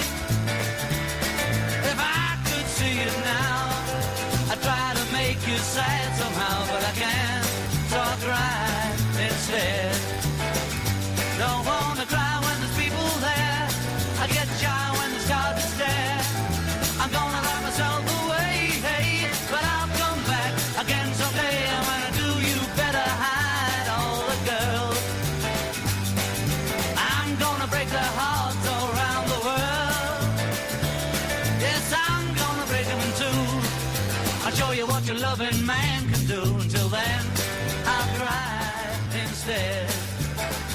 Don't wanna Cry when there's people there. I get shy when the stoppers there. I gotta love myself away, yeah, and I'll come back again some woo. I was waiting for that. It was sounding a bit distorted, so I thought I'd go in with the old McCartneys. You look like McCartney, and you look like Bruce Lee. Oh, yeah. Honestly, sometimes when Kath has a strong side parting and her big silly sunglasses on, Bruce, I've sent you pictures of Bruce Yes. Lee, and you've been confused going, when did you take this picture of me? Sadly, I sing like Bruce Lee and fight like McCartney. Oh, I see what you did to the sentence I said. You turned it on its head. 03444991000. Lots of phone calls tonight. Too many, I'd say. Let's get rid of some. Let's get rid of... let's keep Katie, because I like Katie. Good evening, Katie. Hello. Thank you for liking me. That's very nice. Well, we've not had too many phone calls. We've had just enough. We could do with a few more to get us through till 1 o'clock when Paul Ross comes in. I'm really sorry that I can't. I've just recently tuned in, so I can't refer to any calls that you've had. Okay, Probably just as well. We're talking about fracking, and I'm being told I hate the North. Oh, but you don't, do you? Obviously. Well... No, of course I don't. I love everywhere in this. I love everywhere around the world. Everywhere. Yeah. Places, people, food, Just smells, boobs and bums and willies, hair and buildings and grass and everything. Marvellous. Yep. Listen, I've got a question, right? Okay, we've got the answer. Welcome. Oh, right. Has anybody... I haven't been sleeping. I have. For the last... I have. Good. What's the question? Sorry. I have slept. I'm very jealous, okay? I haven't slept for like 3 days last week. Oh, man. And since, I don't know, it's been probably since Tuesday. I would suggest you put it away for a bit and tell your partner to sleep in another room and just sleep, man. You got to sleep. Then otherwise. I can't, that's the thing. So I went to the doctors this morning, and when you have lack of sleep, it just drives you slightly insane. Yeah. You can't think properly, and it's all very scary. You feel like you're in a dream world. Yeah. And I went to the doctor, and he said I had something called sleep paralysis. So basically what happens is when I dream... for example, last night, I know it's a really boring list to other people's dream stories, I won't go on about it too long, but basically in my dream, a friend of mine found a mountaineerer... A mountaineerer, you say? Yeah, who is dead and covered in ice, okay? But the next thing I know, I can feel somebody on my bed, and he breathed in my ear, and I could feel his head on my shoulder, and said, "It's okay, I'm not dead, I'm right beside you." Wowzers. So, and it's terrifying. I'm not on any drugs at all. It sounds like, yeah. And I was very hesitant telling the doctor that today, and it's called sleep paralysis. I've had that a couple of times. Have you? Not with a mountaineer, but with someone standing over me, and then I remember on one occasion, he sort of grabbed me. And did you actually see something? Yes, and I thought I was awake. Oh, it's terrifying, man. What we need, and this does sound horrific, okay? Go on. What we need is David Babcock to call in, because this to me sounds like supernatural phenomenon. Well, there is... No, I don't think it is. No, it sounds like it, and there also is... There are folk tales about it. There's an old hag that sits on your chest, isn't that one of them? Yeah. About that. No, wait, but I mean, the doctor... And I was really nervous to speak to the doctor about it, because I thought he's just going to cart me off any second. But he was really sweet, and he said, look, I totally appreciate it. And I was in tears, and I said, look, I sound absolutely crazy. He said, look, I had it a few years ago, and you can't... It's very difficult to explain it to people who haven't been through it before. And I think it's just due to stress, and I'm on antidepressants, and it could be that as well. Do you meditate? No, but I should. I meditated for the first... I didn't get much sleep last night, a bit more than I thought, because I was staying in Windsor, so I had the kids wake me up. Uh-huh. And I had a really nice day with my youngest. We went geocaching, and we found loads. Great. We found loads. And there was one in the middle of the woods, and we'd go through brambles and stuff, and we couldn't find it. I went, do you know what, son, I don't think... let's go on to the next one. He went, no, let me look a bit longer. He found it. He was thrilled. But I came into work a bit early, because me and Kath were going to go off and see this Roger Daltrey thing. I didn't realise he was a fascist, right-wing scumbag. And then I sat in the car, and I didn't really have long enough. Kath was going to be about 40 minutes. I haven't really got long enough to have a little doze. So I had a little meditate for the first time in ages, and then that sent me off into a nice little doze. But it was lovely. I've not meditated for ages. Can I ask you, sorry to interrupt, how you do that? Is it just getting yourself into a zone? Well, I do transcendental meditation, which is actually I learnt it when I was 17, and it's quite expensive. I think. Okay. It cost me when I was 17. It was £75, which is a lot of money then. It's more now. So I've got a mantra, and I do it for like 20 minutes, and I just go into my head, and I just repeat my mantra, and then I find my mind drifting, and then when I notice my mind is drifting, I bring it back to the mantra, and it works, obviously. Oh, mate, it's great. And then I've only had it a few times. Literally maybe a dozen times in the last 30 years, where you hit the sweet spot, where you're zen, where you are at one with the universe, right? And everything is circular and is calm. And then your brain goes, oh my God, I did it! And then you come out of it. Literally for like a second, your every atom will be connected with the universe. And You've got to have an incredible kind of sense of willpower to be able to do that. No. It's nothing to do with willpower. You let go of the willpower. You let go. The thing is, you're letting go of everything. Let go, yeah. But then, but for those who don't do TM, there are guided meditations. Like the Headspace app is always a good one. I used to use that. The Headspace app, it's free, and it'll do you little guided meditations. And I think it starts off at like 3 minutes, and then they build up to 20 minutes when you get, a bit more experience with it. And they're brilliant, man. Oh, really? Okay. Headspace. They're great. It's a free trial, and then you can pay to get the whole thing. But I just stayed on the free trial. Yeah, you don't need to pay for the stuff. You can the free trial goes on for ages. Oh, that sounds good. And then when you finished it, you can pay if you want, or you just go back and do the free trial again. It's great, man. I had an app recently that records apparently I sleep talk, which I never believed I did. Oh. But I recorded my sleep pattern. Honestly, Ian, it was terrifying. The next day I listened to it, and there was about 425 recordings of me sleeping. Have you talking in your sleep? I mean, I was very, very sweary, and I eventually, my boyfriend said when I stay with him, he says, Katie, you've obviously been up in the middle of the night. He said, there's Marmite everywhere. I said, what do you mean? I hope it's Marmite. There's Marmite. Oh, God. There's Marmite in the bathroom. So I do sleep eat. But when I recorded myself, I was talking, I was swearing a lot. Apparently, and I came downstairs and sounded me bashing the pans, and that's scary. Yeah, well, it's kind of scary. I haven't slept walk for years. I used to do it a lot when I was younger. But have you been to see a counsellor? Maybe there's some. I'm not saying like you were abused as a kid or something, but maybe there's some underlying issue that you need to resolve. That maybe going to a therapist or a counsellor or something and doing a little bit of digging around might be able to find. You know what? You've hit the nail on the head.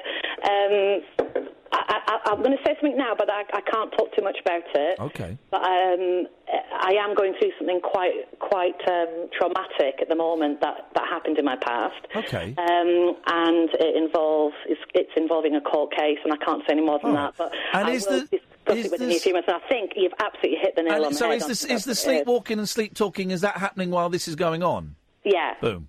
There you go. Yeah. There you God. go. Yeah, God. Unresolved. Well, exactly. Unresolved anxiety. That's what that is. Yeah. And that's your brain trying to make sense of it, or trying to fix it, or going back and that's what that is. Yeah, that's crazy. God, yeah, well done you. Listen, the other quick thing I wanted to speak to you about. I'm sorry. Apparently you spoke about this guy. He's called the most famous man from Loughborough. The who with the what with the why now? The most famous man from Loughborough, okay, is called In Bed with Chris Needham. I think you mentioned it. Was it last night or the other day? Here's the thing. So me and Kath, a little bit of background. We've started this cinema club, the Rabbit Hole Picture Show, October the 27th. We are screening Fright Night, and we've got a great guest to come down who made a documentary about Fright Night. So me and Kath are probably going to do like 10, 15 minutes at the start. We'll get this guy up and just have a chat about what we can expect. Watch the film, have a little break, go out for a fag and all of that. Then come back, have a little group chat about it, and get him to talk about what we saw. And so that's happening. The second one, and it might get pushed back a bit because I've left it a bit too late to try. It turns out I've tried to hunt down two quite obscure films. The second one, I want to do a music night, and I'm really trying to find out who owns the rights to Kiss Meets the Phantom of the Park, which is an incredible movie, although we might do the Def Leppard biopics. It's great. But I want to do a B movie, and I want the B movie to be... there was a series in about 1992, and I know because a friend of mine did one, called Teenage Video Diaries, and it was the BBC Two, and they gave video cameras to a load of teenagers, different walks of life, and they filmed it. Really, really interesting series, actually. I'd love to see the whole series again. And one of them, and it became a cult thing, and I've seen it screened at the Barbican. I've had bootleg tapes. Oh, yeah, there was a screening at the Barbican about 15 years ago. But we used to pass bootleg tapes around of it. Chris Needham, who 16-year-old kid who wants to be a rock star, and his band's called Manslaughter, and it's Spinal Tap, but it's real, and it's a 16-year-old kid, and it is incredible. So I'm just trying to find out who owns the rights to that, and I've emailed the BBC because I'd love to screen that. It's absolutely fascinating. My boyfriend played it for me today, and I thought it was a Mickey take. No. I thought someone was voicing over, and I was just going to suggest, wouldn't it be great having him on the programme? He doesn't like talking about it. He doesn't like talking about it. I think occasionally he does, but I mean, I've not really looked into him for ages. I know he didn't come to the Barbican thing. He said he passed on it. I think he's really embarrassed by it. When actually, and it's embarrassing, man. But we were all embarrassed in our teens, weren't we? But I think if he came out and embraced it, he could have I don't know what he does now, but he could have a lovely little career playing film clubs and things like that. And of course, if I can get the rights to it, of course I'm going to write to him and ask if he'll come on. Yeah, definitely. And I think and it shows a lot of teenagers. It almost reminded me of Adrian Mole slightly. Yeah. But, he was angry in his head, and he had a war going on in his head. His dad found his Johnnies, that's why. Yeah. The bass player didn't have a bass guitar. But the thing is ultimately, spoiler alert, ultimately it's about success, right? Because he actually gets the band together, they actually play a couple of songs at the school disco, and people really enjoy it. So it has a triumphant ending. But, and it's just 15, 16-year-old kids looking like idiots, which we all did at that time. It's a great film. And I'm sure he's a lovely guy now. Yeah. How old do you think he'll be? In his late 40s? Well, hang on. So he was 16. Catherine, you worked this out. He was 16 in 1992. All right, so 20... So he's a bit older than me. 26, 32, 40, 50, 42. Yeah. 42. Oh, God, he's younger than me. That's terrifying. He always was, Katie. He would have been in the year above me at school. Yeah. Katie, listen, I've got to move on. Thanks very much. Do you want to say something? No. All right, I'll cut her off then. Bye-bye. 0344 499 1000. This is Talk Radio. The radio show for people who know the best part of the day is the night. The Late Night Alternative with Iain Lee on Talk Radio. We'll get you talking.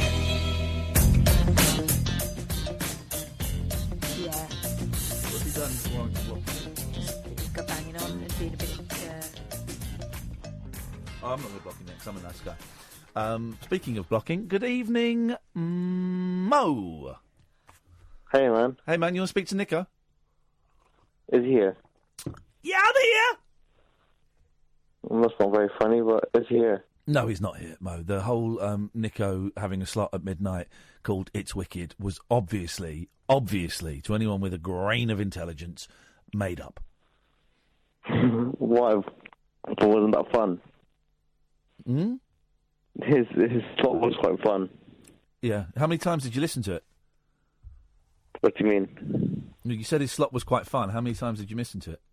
Well, obviously, just when I'm live, I'm not a weirdo, am I? So I just heard it You're once. mumbling, man. Stop mumbling. What's the mumbling for? I'm not mumbling. Yes, you are mumbling. We can't hear you. You're mumbling. Midnight and mumbling. I feel I only heard him once, obviously. Nobody hears radio twice.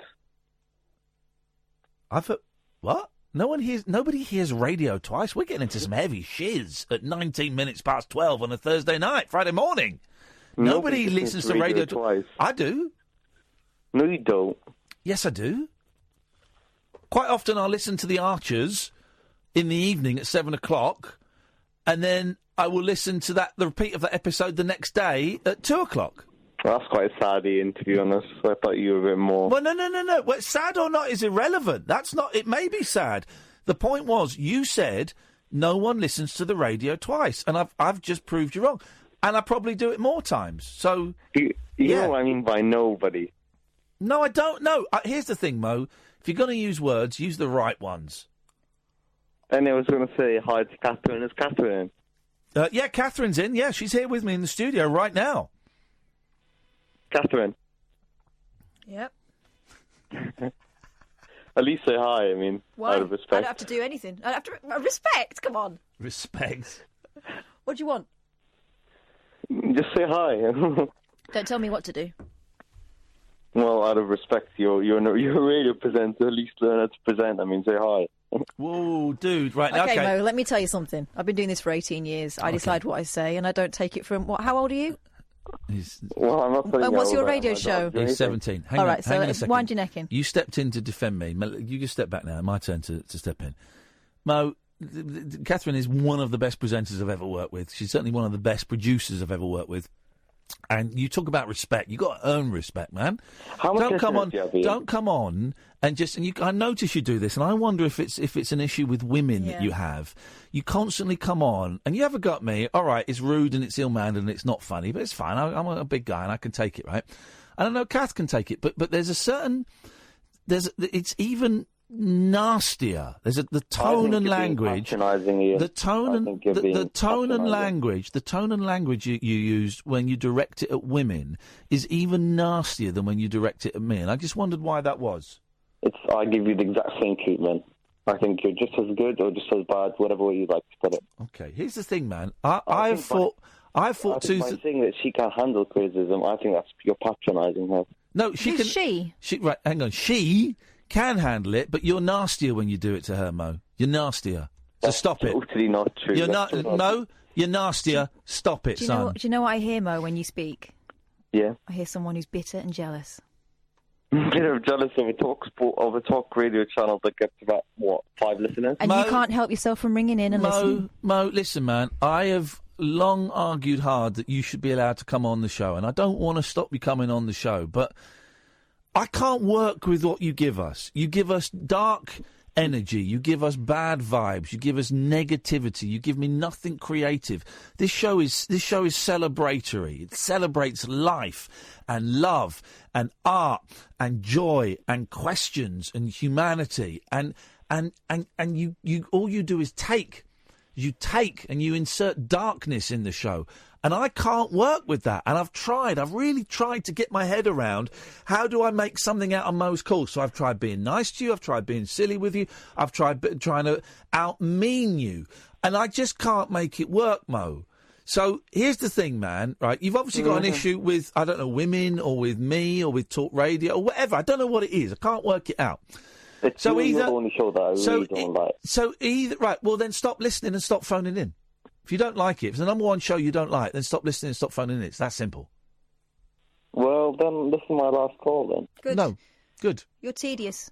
It won't be, though. You'll phone in a minute, or you'll phone in tomorrow, or you'll phone in next week, because you're predictable. You're predictable, Ian. Okay, well done. Oh, there you go. All right, I'll go to your level. I know you are, but what am I? What do you mean? I know you are, but what am I? You're not the best radio presenter. I know you are, but what am I? You see, that's the level of argument I'm getting from you, man. And that's like, okay, if I want to see an argument like that, I'll go and watch My Boys for an hour. Even their argument is better than yours. Even their argument is more thought out and rounded than yours, man. So what? Tell me what. Okay, you don't like the. Listeners than you. Okay, here's the thing. When I'm talking, the compressing system means that people can't hear you. It's not a fader. I haven't got a fader. It's just the compression. It means when I'm talking, my voice dominates because that's the way it works. Right. So you don't like the show. You don't like me. You listen a lot. You phone in to slag off the show. Mo, tell me what you can bring to this show. So I don't want to ban. I don't want to ban you. I don't want to ban you. Bannings don't help anyone. But we've wasted 10 minutes. Because you use me to argue with me. You used to get more listeners off me. All right, Mo. Okay, all right. Well, Mo, it's a shame this is your last call, but thanks very much. And you're never gonna call in again, right? Well, I assume so. Yeah. Okay, I look forward to speaking to you tomorrow, mate. Well, you miss me. Also, get a decent phone when next time you call in, because we can't hear a word you're saying. My phone is better than yours, Ian. £400 worth. Okay, mate, you've got a better phone than me. Well done. £400, that's cheap for a phone. Okay, son, you've got a better phone than me. Well done. You win the phone measuring contest. Don't humiliate me. Mate, you need to say that sentence to yourself. Anyway, can we last for work experience this time? Yeah, sure. When do you want to come in? Next week. Oh, Mo, we lost you. I can't work him out. I can. He's irritating. Honestly, if I had my way, we wouldn't speak to him again. I can't be bothered. No. Does nothing. And I don't think it's very good for him either. Hello, Sam. Hiya. Hiya. You all right? I'm all right, Sam. How you doing, Sam? You all right? I'm all right. What you got for us, man? Hi, Kath. Hiya. We've both got a bit. Hiya! Wavy Davy. All right. Hiya! What a pair of idiots we are. Oh, the three of us. What a trio of... I didn't want to include you in that, Sam, because I don't know you well enough, but yes. What a trio of twats. The three. I can't pronounce words. Okay. I've been having a binge on David Lynch, everything David Lynch. Okay, go on, because I'm hit and miss. Absolutely. This is why you can't speak. This is why you can't speak, mate. Has he twisted your melon? I'm hit and miss with David Lynch. Go on, what have you done? Oh, well, I was a bit, because I really used to love him, and then I kind of got a bit put off by too much David Lynch. But I started the audiobook, and it's just amazing, and it's just really inspired me to make work, and yeah. I missed. You cut out. Just you said you've done. You did what? Was it the book? Oh yeah, no, I was listening to an audiobook. Okay, and all right, sorry. About David Lynch. Yeah. And then that started me off on binging on everything David Lynch, and it's just been. Okay, well, give me the highlights. Give me the highlights, and give me the lowlights. Well, I was just really calling because I like how it's inspired me, really. Yeah. Okay. So it's yeah. Are you high? Have you been to Canada today? You high on drugs? No. I don't believe you, naughty little boy. You've been smoking the fat one. So, what do you think of David Lynch? Like I said, hit and miss. I'm trying to think of a David Lynch that I didn't like that black and white one. I went to the pictures and saw that black and white one. The road, Madison. Not Avenue, Eraserhead. Mulholland Drive. Oh, yeah. Didn't like that, but I'd like to see it again. Yeah. I like the first series of Twin Peaks. I didn't like the second series, and I didn't bother with the third. I don't think I know enough David Lynch to... Yeah. Did he do the Straight Story? Yeah. I like that. One that I want to see. He's one of those blokes who needed a letter writing home to his mum early doors, but no one ever did. Oh, did he do Blue Velvet? Yeah. That's a film. That is a film. That is a film, man. Blue Velvet. Yes, man. That is a great movie. It's fantastic. Yeah, but I recommend him anyway. So that's really right. Well done. He's all right. Well done, Sam. Thank you for recommending this unheard... What was the name of this director again? Let me write this down. Well, his name is David Lynch. David, and how are you spelling Lynch? L-Y... Yeah. N-C-H. That's fantastic. I'm going to Google him. I'm going to see if I can get anything on Netflix. Honestly, I'm giving him a 5. So, yeah. Oh, thank you, mate. Well, so, all right. Thank you for that. But, okay. And who inspires you then? Andy Kaufman, the whole way. But great. how has he inspired you? This is what I was going to ask. Because, joking aside, I like because I make artwork. I've kind of dipped out of life a bit and kind of chucked all my eggs in one basket and decided to become an artist. Well, I've always been a bit of an artist, but decided just to go for it. So what kind of art? I make sculptures and I paint. Wow. I draw and I want to make films. So yeah, I do all sorts of things. And so what were you doing? What did you have to quit? What did you turn your back on to dedicate your life to your muse? Well, I quit my job 5 years ago. Yeah. And left London and decided, and then kind of 3 years ago I moved away from London to buy a studio and kind of... Wow. How's it going? Be an artist. Are you making a living? Yeah, it's kind of weird. No.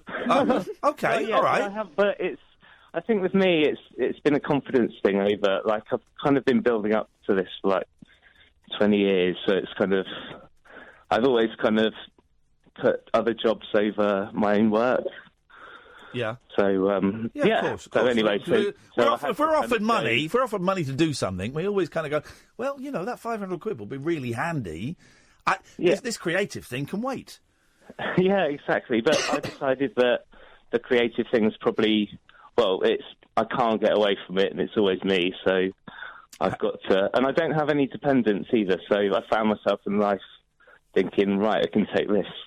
Do you have a website that we could see your art? Oh no, I don't at the moment. Okay, well that's. I suggest. It turns out. Listen, Sam, you've recommended something to me. Sam, you've recommended something to me. This David Lynch fella. Let me give you a little tip from someone who knows. I think the internet is really going to take off in the next 18 months, and I think if anyone wants to sell stuff, that's going to be the place to go. So I know. I would do that. I'm. Definitely. Well, good luck, man. So, I hope it works out for you. As soon as you get a website, give us a call and we'll have a look and we'll plug it. Oh, great. Fantastic. Thank you, man. Thanks for your call, brother. Take care. Bye-bye. Thanks, Sam. And there you go. After the negativity of Mo, you get a beautiful call like that from someone who's trying to do something a little bit different. He's following the dream. Yeah. Following the dream. Ringing up to talk about something he likes and he cares about and he wants other people to enjoy. Thank you for that, Sam. I appreciate that. I do need to give Dave... I'd like to watch Mulholland Drive again. I remember watching it at the cinema and going... That was a load of rubbish, but actually I'd like to watch it again. Blue Velvet, that's a very naughty film, isn't it? I watched... That's a naughty film. I watched the Fire Walk with Me Twin Peaks thing once when I was babysitting. Yeah. Scared the bejesus out of myself. Yeah. And it wasn't necessarily the story, it was just the atmosphere of it. We've been invited by the lady... here's a list of... We've been invited by the lady, Kate, who got us Morgan Neville, the director. Oh, by the way, that's out as a podcast, is it? Yes, it is. Yeah, if you missed the interview with Morgan Neville, the director of Won't You Be My Neighbour, it's out as a podcast. Really good. Anyway, the PR lady, Kate, who's a big fan of the show. Thank you, Kate. She's got us tickets for a screening of a new horror film. And I said, yeah, man, me and Kath will go, because Kath is the best person to watch a horror film because she cacks her pants. I'll check the dates in a second. Zach, stay there. 0344 499 1000 Talk Radio. The Late Night Alternative with Iain Lee. On air and off the leash. On Talk Radio. 0344 499 1000.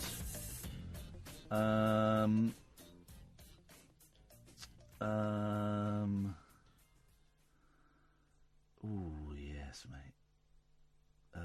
Maybe Thursday, the 1st of November at 5:30. We're going to see, or Friday the 2nd. Thursday, Friday the 2nd of November, we're going to see a scary film. Nicolas Cage, that's it. Oh, my. Oh, yes, my. Evening, Zach. Hello there, Lee. Hello, Zach. What can I do for you this evening? Well, I just thought I'd ring you up and tell you how much of a legend you are. Okay, so much of a legend that you don't even know my name. This is amazing.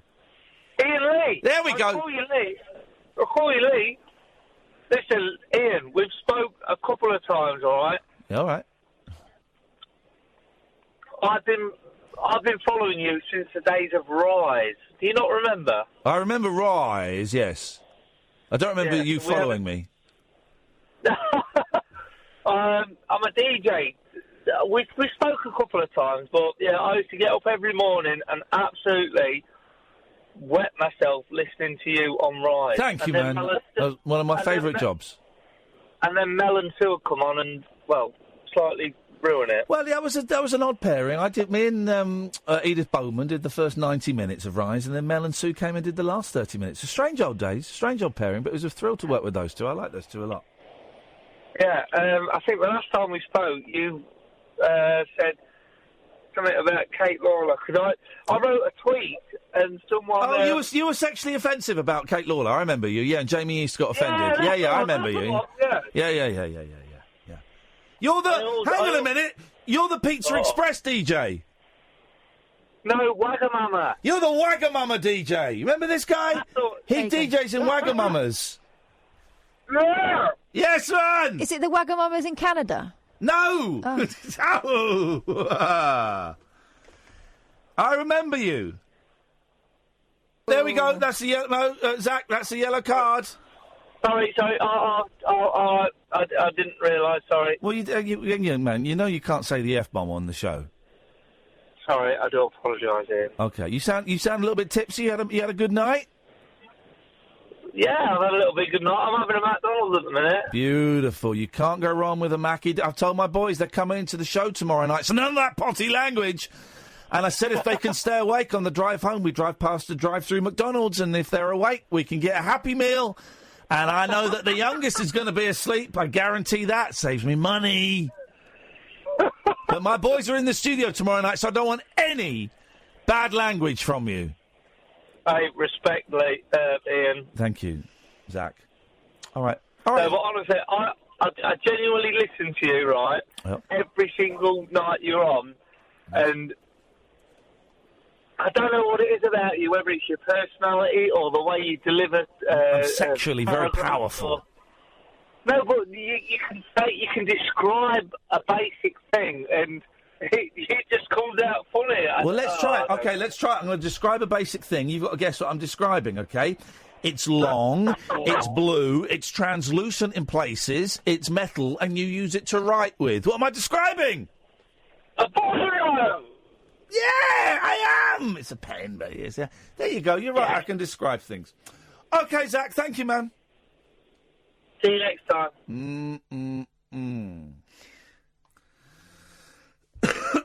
Wowzers. Oh, there's loads of stories about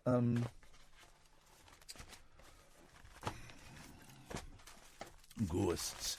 There's a ghost in my house, and it keeps on haunting me. Oh, you know it's haunting me. What's that face? That's my Telling you a story face. Priests. Do the music, man. Oh, by the way, there was a great thing on Radio 4 today about scary music, right, in films, and particularly about this bit of scary music. This bit. Let's turn the volume up. Particularly about this bit of scary music. Baby, baby! I meant this. Sorry.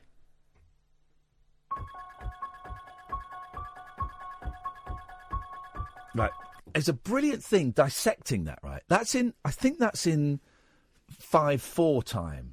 I don't really know what time. So it's dun dun dun dun, dun and alternates between doing that going up and then going down, and then they add the chords in, but the chords are slightly different, slightly the wrong chords, and that's what creates the tension. There we go. It's a great bit of music.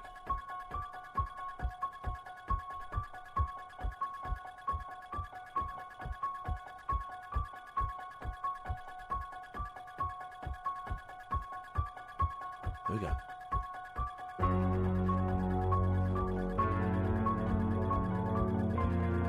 It's a great bit of music.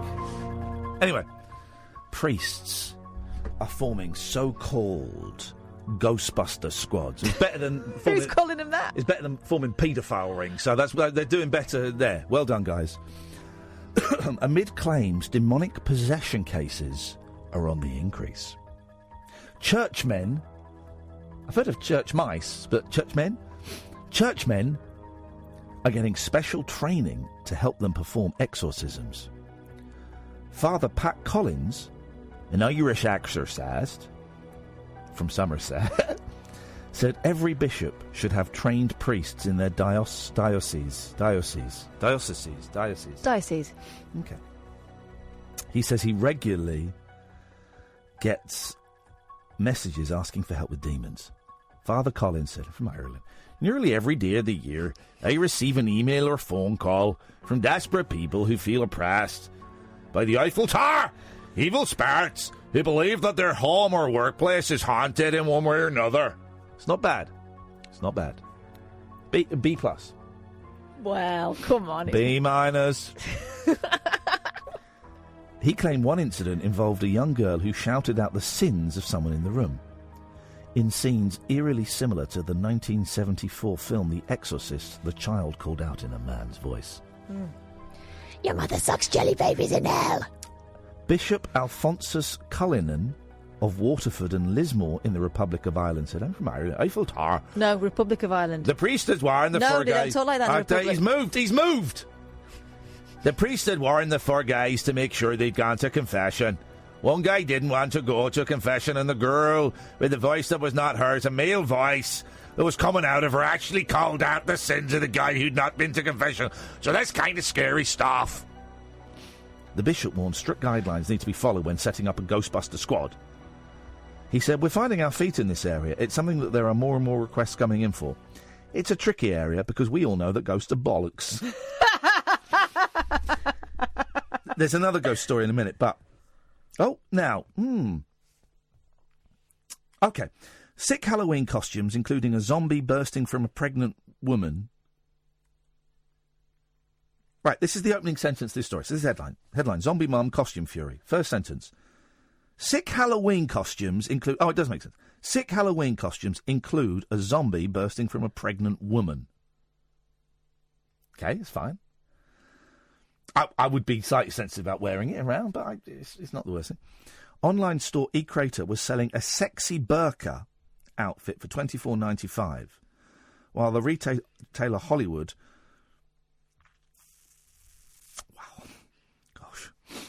was selling a Taliban costume, complete with fake beard and a bomb.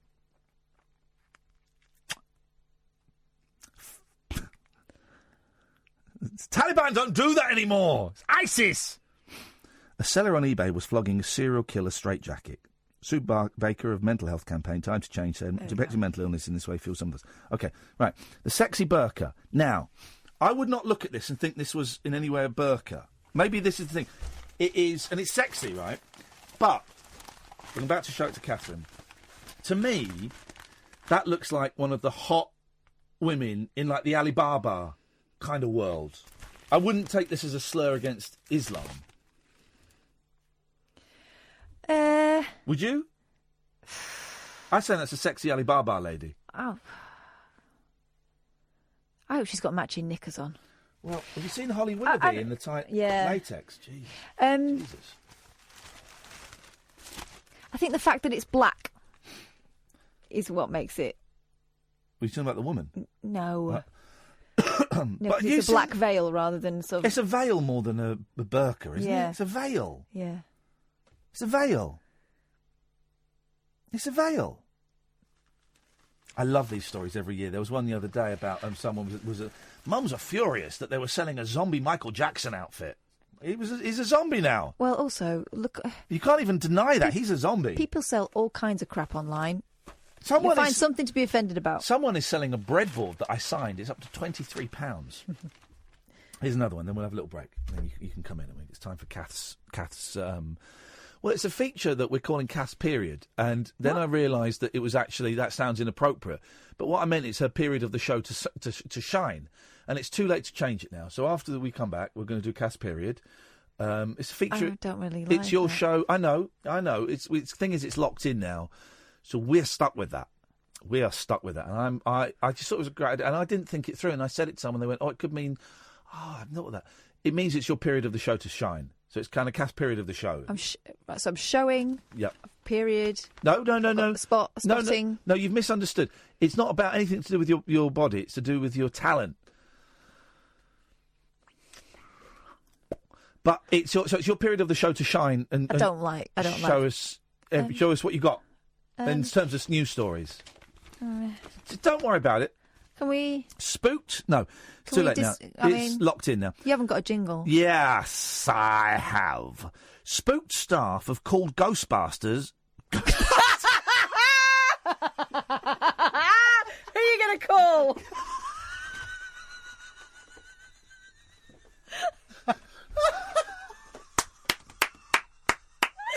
That was a real one.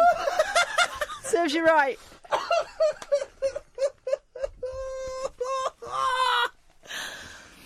Spooked staff. Oh, this story is not going to be anywhere near as good as that line, is it? Unmissable late night radio with the original king of unconventional conversation. Make contact with Iain Lee. The Late Night Alternative with Iain Lee on Talk Radio. Busy day tomorrow, but I might stream some video games tomorrow afternoon. I've not played any video games for a while, so I might do that if you want to join me. Iain, do you want to escape from prison? No, because your internet is rubbish. You need to, seriously, can you sort that out? Because we play games together online and stream them on my YouTube channel. But Your internet keeps dropping out. You need They're digging up the roads or something. No, it's not that. You need to phone up Virgin or whoever it is and say, can you sort it out? That's what you need to do. Say to them... It's Uncle Rupert's lot. OK, right, well, fine. Well, you need to phone them up and say, I'm having trouble streaming, I'm having trouble playing online games. Can you sort it out? No, Will they'll they fix laugh it. at me? No, they won't. They'll fix it. They'll probably flush it their end. OK. That's what they do. So give them a call tomorrow, and if you get it sorted out, phone them first thing in the morning, having trouble playing... I'm not in charge of the Sky thing. I'll have to get... OK, mate, well, whatever. I really couldn't give a shit. My assistant to do it. Paul Ross will be on at 1 o'clock, so I'll be streaming games on my own tomorrow because Catherine can't be bothered to sort the internet out. What's the time for cast period? What have you got? 9 real-life exorcisms. Here we go. Let's get that... let's get the spooky music. Baby, there we go. Perhaps one of the most terrifying exorcism cases in history, Annalisa Michael's story went on to inspire the 2005 film The Exorcism of Emily Rose.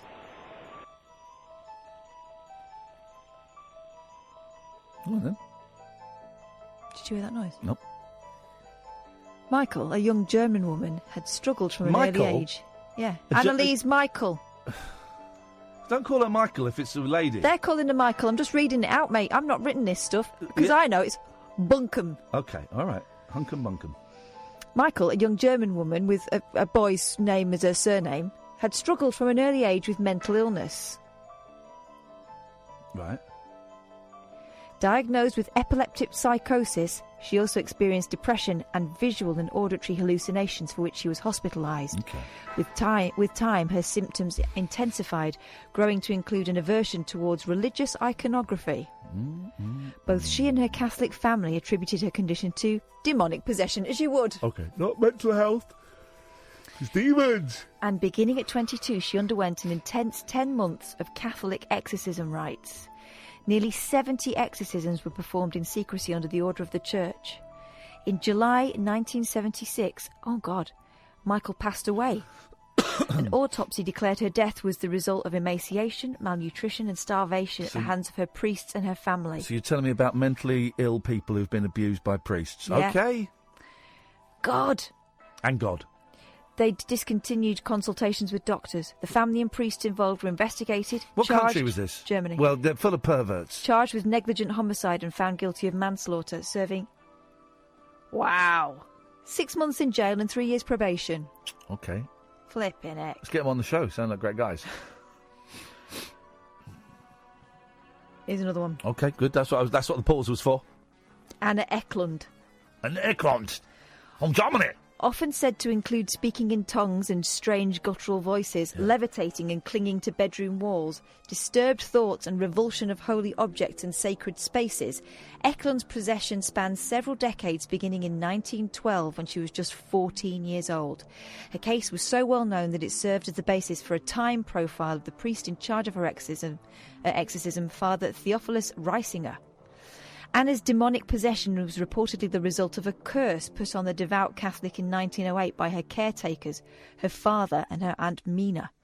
Mina was widely believed to be the lover of Anna's father, as well as a witch, who used spelled herbs in Eklund's food to put her under the demon's spell. Father Karl Vogel penned an account of Anna's possession in a pamphlet published in 1936 called "Begone, Satan!" A soul-stirring account of diabolical possession in Iowa. The first exorcism performed on Eklund in 1912 was successful for a time, but Eklund would be possessed again by even more demons in 1928. Her second exorcism, which lasted 3 sessions, was held at a convent in Erling, Iowa, and was so grueling it resulted in the deterioration of Eklund's body. The demons were eventually exorcised, and Eklund went on to live her life with only milder possessions after. I know your mum. So do I. What a lady.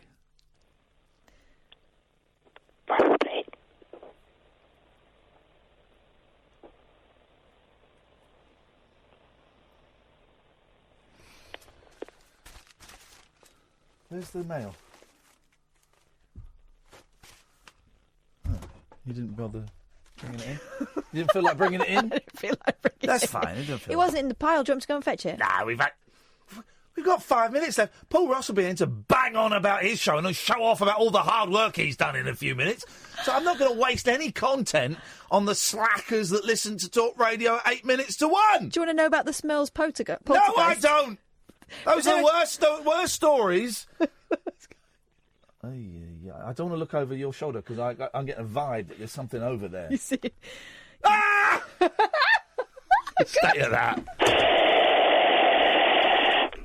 That's a nice shirt. You got some of the best, and I'm going to say it. Pazuzu. Some of the worst shirts in show business. There's never any shirt I'm indifferent about with you. There's no middle ground with me. The uninspired strong feelings. It's always and that one is a definite ooh. You've admired this one before. This is an old fave. This one. An old fave. This. I've got a button-down version as well, similar. Hey, listen, Paul, you've got to be feeling good. It's the last show of the week for you. The weekend begins in a few hours. But I miss you guys. He lied unconvincingly. Get out of here. Are you doing anything nice this weekend? What am I doing this weekend? Oh, yeah, I'm seeing one of my daughters, which is lovely. Seeing her new place. She's moved to kind of Hackney Way, Stoke Newington with a boyfriend, so I'm going up there, which will be lovely. Very, very nice. Yep, very nice, yep. Because my kids are kids, I've got my boys coming this weekend. When you go and see, like, your grown-up kids, do they do like, cook you a nice meal, or are you there, like, putting up shelves and doing the dads? I'm not doing that too much. Right. But, where I've visited them before, they've been students. This is the first time one's grown up, kind of... so I'm not sure what to expect. Isn't that exciting? Yeah. Wow. I'd like to take them out. I don't want to sit there and look at their dingy old flat, do I? Nice restaurants. I'm earning money. What's the matter with them? She thinks you're treating her, but really it's because you don't want to sit in a hovel. a little bit of that. That'd be lovely. It'd be lovely. That'd be wicked. We had an item on last night on the show, or yesterday morning, and I thought of both of you about some koalas coming to Longleat. Yeah. Come next spring. Oh, yeah. With 2 hairy-nosed wombats for the first time in the south of England. There's some in Edinburgh. Wow. And they're building a koala habitat. It's a must-go-to for the kids, isn't it? Don't you think? I love Who doesn't love a koala bear? They, the males have musk in their chests. They're brown, so they're brown stain on their chest, and they rub up and down. Ruined your shirt, didn't it? Ruined a shirt of mine, brand new shirt. Although apparently many of them now in Australia, sadly, are riddled with chlamydia. Yeah, dirty buggers. I found out the hard way. Phone call 2 weeks later.